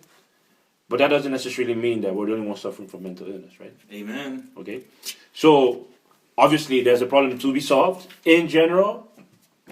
But we cannot ignore the fact that based on history and based on how things have played out, blacks are the ones suffering most, and that's just And natives. Yeah, Natives are and getting it. Indigenous. Oh, yeah. You think you've seen ghetto? Oh, bro, don't worry. I don't even want to start talking about Winnipeg but that's a different story. But yeah, I just wanted to make that point that the mental illness struggle. Anyone that is raised in that kind of context, regardless of race, is gonna need that kind of help. But I feel like there's less awareness, and I feel that now just because of everything that this guy said, right? And I feel like Change your viewpoint, you saw it, opened up. no, it didn't change. It just showed me Opened something your that eyes. I never saw. And then same story with a feast that your sister, stepped in. Those kind of stories need to be told. And then teachers, the ones that are responsible for our educated future, need to be more prepared for those kind of things. Amen. And then it's a problem that we're becoming aware of now. So it's a problem that we can start to address now. Yeah, that's true. And I'm speaking for myself because I said I just became aware of that side of the story now. Yeah. And now you're talking about a feast. So yeah. And then you And just like over time, these conversations happen and things happen over time. We're still far from where we want to be, from where China in general, Chinese people are or Jews are. But then they probably were where we were at some point. That's true. So over time, you just need to keep the conversation going on and try to, 2 action steps.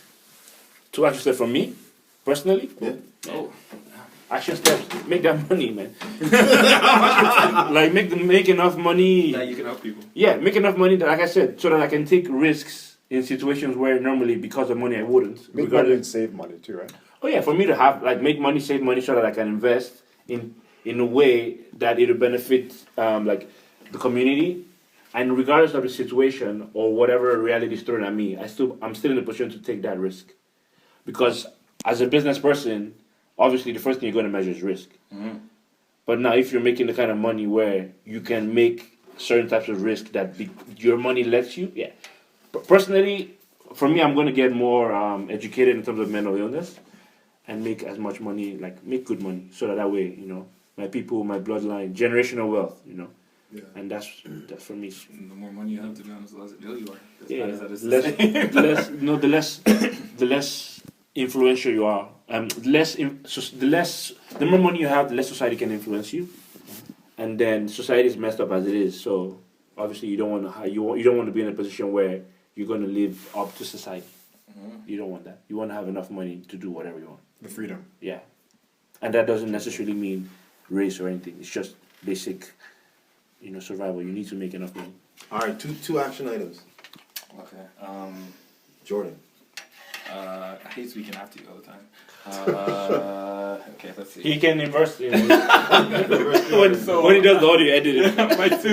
my two action plans. One is to keep doing what I'm doing in the fact of with like my job in the sense of allowing our kings to understand that their feelings are valid, and allowing our kings to grow and know it's okay to make mistakes and develop as a person. Let them know that they are kings, and the main thing is teach the kings to make sure that our queens feel good and feel safe and feel needed. That's one of the main things. Also, give respect to our allies. I hate black people hating on white people for no reason. Like when they're freaking out here helping us, are you dumb? Like stop that. Second and a half is, because you guys convinced me of this, make some more money, because honestly at the end of the day, I in my head I'm like, I hate that they changed my mind.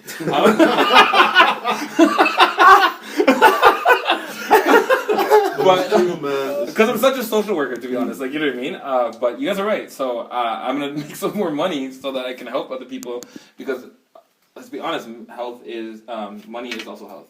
Okay, so you told me to break it down. I want to break something down for you. So right now, We got all night. At this point, we got all night. 2 seconds. We're not paying commercials right now. But But let me ask you this. let me break it down. Something. Okay, you want to ask me a question? No, I'm just impersonating you. Okay, but this is what I want to say. Real quick is that from a social work standpoint, Okay. you have a mandate and you have a specific outline of how you're supposed to administer whatever you're teaching the other students, right? So the thing is that if let's say for argument's sake, if you had a group of students that are going to come to your venue, and you owned the program, Okay. right? Now you can cater it to whomever you need to, and you have less filter. Yep. You know what I'm saying? Mm-hmm. And if it works, or when it works, right?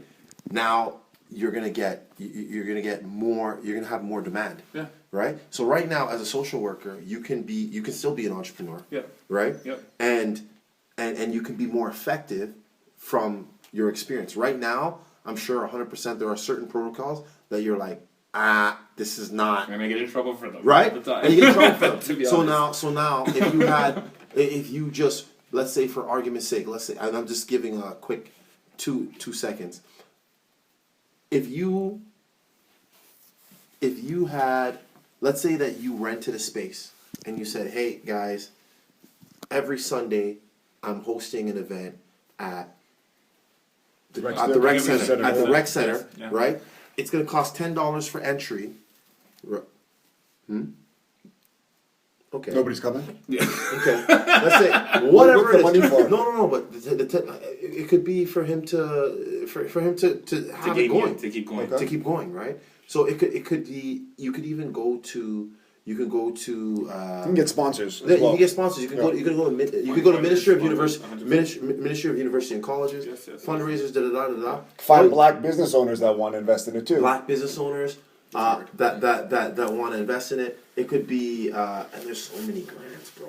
Oh, that's what let's say. There are Grants. so many grants. That's literally. I'm trying to learn how to become a good Don't grant learn. writer. Don't learn. There's people who they're grant writers. They take a percentage. They might take 20%, but you get the grant. So just think of it this way: if They get a tax write-off and you get money. straight up. So if you tell somebody I need a grant, and you pay them out of what they get you, you can literally try and teach yourself for the next 2 years on how to write a grant and never get one, or you can just get somebody who's been doing that for a living, and then you might get 10 racks, and he gives you 8 out of your 10, but now you have something to start and to keep moving, right? So that's just something I'm just throwing out there. This is why you need to talk to more at-risk black youth, because you are, again, I there's some things I'm like, oh, true, but there's a lot of things I'm like, okay, I know. But the way you're articulating, the way you're saying it, I can't say it like you because you know your shit, right? And they just need to hear it. They need to hear that belief. From someone who started in Rexdale and left in success. And then, like exactly what he said. Like, This is attainable. we need you. Like, you know what I mean? We need you. Like, and you're non-biased. And then some of them are gonna be like, fuck. Like, you know what I mean? But they need to hear other people. See, like, because you just said something, and I'm like, they don't think this way. But there's no reason why they shouldn't. Yeah. Or where they shouldn't hear that perspective. So I guess in summary, the thing is make money. Make money, Mental health, but not just mental health, but mental health, and then entrepreneurship that ties into the mental health. And then what's your thing? Ask the question again because I want to make sure. What are 2 action steps that we can employ while we have this momentum? Well, for me, being a white guy, it's a little bit different. But I originally had you guys on. Oh yeah, and respect your allies. Why I originally had you guys on was just to kind of. Obviously, I know you guys for a long time, not as long, but you two for a long time, and just to kind of give your perspective on what's going on and to raise awareness for those who might not see things a certain way. Because as a white guy with friends of being white, brown, black, Asian, everything, people don't, like, we see what's going on TV, but we don't really hear it from that perspective. We hear it from maybe a white newscaster or a cop that's, fighting something. But when we hear from you guys, like I said, the whole point I wanted you guys to share your stories of how you were victimized by racism, whether it was pulled over once, treated a certain way in school, maybe had a white girlfriend or an Asian girl, whatever it was, to hear that, because I could hear things, and as you guys know, I've heard your stories, but it's more to tell the viewers who might hear this, and you might share this on your Instagram, you might share, someone in Nigeria, England, Italy, Brazil, this might reach someone and change their perspective and spark that brain and say, hey, amen.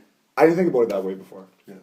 So, like I said, that's really what I was trying to do through this, and obviously, I think that on a foundational level as the human race, we all want to be treated equally, regardless of color, height, size, sex, all that. Yeah.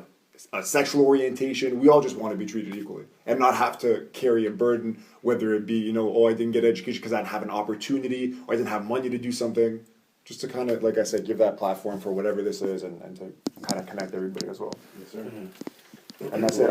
Last thing, I was going to ask you guys if it's possible to just keep it in like 2 or 3 sentences, because that's the question. It ends up being half an hour. Real quick, message to white people and to non-blacks. Ooh. After what you guys have seen, maybe you guys have seen people act a little bit differently. You have obviously with that cop, but if you could have just like a minute, because obviously for time, what your message to non-blacks? My message to non-blacks is If you don't, I can say. you set it off. Well, personally, like I said, I'm very neutral just because I was raised to see people as people before anything else, before race, just people. Thank God my mom raised me like that. But a simple message would be not to be silent more than anything else. because silence can be dangerous. Silence can be very dangerous. So whenever you have the opportunity to speak out to injustice and call it out, calling injustice out when it is injustice, in your own eyes, don't be silent about it, because your silence means you're okay. If you think your silence makes you neutral, no, it means you're okay. If you're okay with it, then that's a different problem. But if you're not okay, at least let it be clear that you're not okay. Don't turn a blind eye. Yeah, don't turn a blind eye. There's no need, right? Because it could have been the other way around. We could have, history could have played out in many different ways. This is where we are today. That's fine. Just don't be silent about it. If you feel it's injustice, then yeah, speak out. Silence can be very dangerous. This say just kind of really quick reminded me. We've all seen Spider-Man before, and you know that butterfly effect. Remember when Uncle Ben gets robbed, and Peter lets him get away, ends up killing someone. That could turn around. You might allow something to happen, and might hit back home after. That's good. And then you really feel things. Wow. I wish they snapped that too. That was so good. That was a good point. Wow. I'll roll it back if you want. All right, roll it back. Oh, what I was saying was, it's just important to. Ao was saying that if you see something, stop it. Don't turn a blind eye. And I was just saying we've all seen Spider-Man before, and when Peter Parker allows the thief to get away with robbing, he turns a blind eye and he says, "Oh, I'm not going to stop that guy." And then right after, it ends up affecting him at home because his uncle gets killed by that thief. Mm-hmm. So if you can stop something before things get out of hand, it has a butterfly effect on everything. Definitely. That's like Jordan, your thoughts to the non-black community, whites, Asians, browns. Okay. It's okay to be ignorant. First things first. Like, I feel like I'm like, hey, you're ignorant. Like, relax. It's okay. It's okay to have some racism in you. It's okay. You just need to know your ignorance. You need to know your biases, and you need to know these things to move forward and become a better person. You have to be able to be a good person. You have to look yourself in the mirror and be like, okay, my friend said something about black people. Did I stand up for them? No, I didn't. Then you gotta look at yourself and know that you're not really with us. Like, you know what I mean? It is what it is, and it's that black and white. And sometimes you have to look at life that way to be a better person. I did it for myself, and that's all I'm gonna continue doing. And that's it. It's okay. Love y'all. All right, I guess that we all agree that kind of wraps up this episode. Like You I guys said, just want to he didn't say for anything. black people. oh yeah, you're last. Yeah, I can't remember. You asked it, man. No, not last two things. No, you asked me a question about you said non-white. to non-whites. Oh, okay, yeah, you're. But then you were gathering your thoughts. Yeah, Yeah, I was just saying, like, so I've asked you guys what you have to say to the black community. Now, what do you have to say to the white community, to the white, the Asian community? As you know, someone that was racist to you, what you would say to that person? You know, hey, like this has happened. Act this way, or You know what? I think in terms of what would I say to the non-black community, or or the majority, is that our system, our laws are put in place for equality, but at the end of the day, wherever there is man, right, there's bias, and keeping that in mind, we need to act fairly and fairly to everyone, right? And just like you said, for those who think that just turning a blind eye is okay, then that means that you're accepting of what's happening, right? And for those people who are speaking out, that means that they're against it. But no matter what stance you take, you're taking a stance. Doing nothing is taking a stance. Saying something is taking a stance. Being an aggressor is taking a stance. Mm-hmm. So I think that we need to, like you said earlier, we have to look in the mirror, and we need to hold ourselves accountable for what's happening, and just hold ourselves accountable for what's happening, and just try to work towards a better future. That's it. all right. That being said, we've been doing this. This has gone not like we had a time limit. It was best conversation I had in a while, as Jordan flexes. But that's for the ladies. Gee, snazzy. I guess that wraps it up then. Yeah, if you guys wanted to just, I don't know. You guys want to do this? We can do it more often. I want you to want do to this speak on once this? I think it needs to be done once a month, because it's not Black History Month is all the time. So Like Yeah, for today, further- isn't that the June thing? Yeah, Juneteenth or something like that. Yeah, yeah. Juneteenth. Yeah, so basically, The end of slavery, I think, is Yes, what is like, celebrated yeah, in the yeah. States. yeah, it's the end of Today, I think today is the. And then Donald Trump's like, hey, it's Juneteenth, let's celebrate it. They're like, no, we want a national holiday. There's a discussion going on about that. Yeah. Well, I saw it on social media today. ended up being a good day for us to do this then. Once again, obviously, want to thank Tosin Bello coming through. Most definitely. There, John. My man. My man. Jordan Crawford, since time. Yeah, so Joe Raffaele, I guess you're signing off for On the Block. We're going to do this again, and hopefully you guys were, a little bit enlightened and educated on the situation. And we'll talk to you guys soon.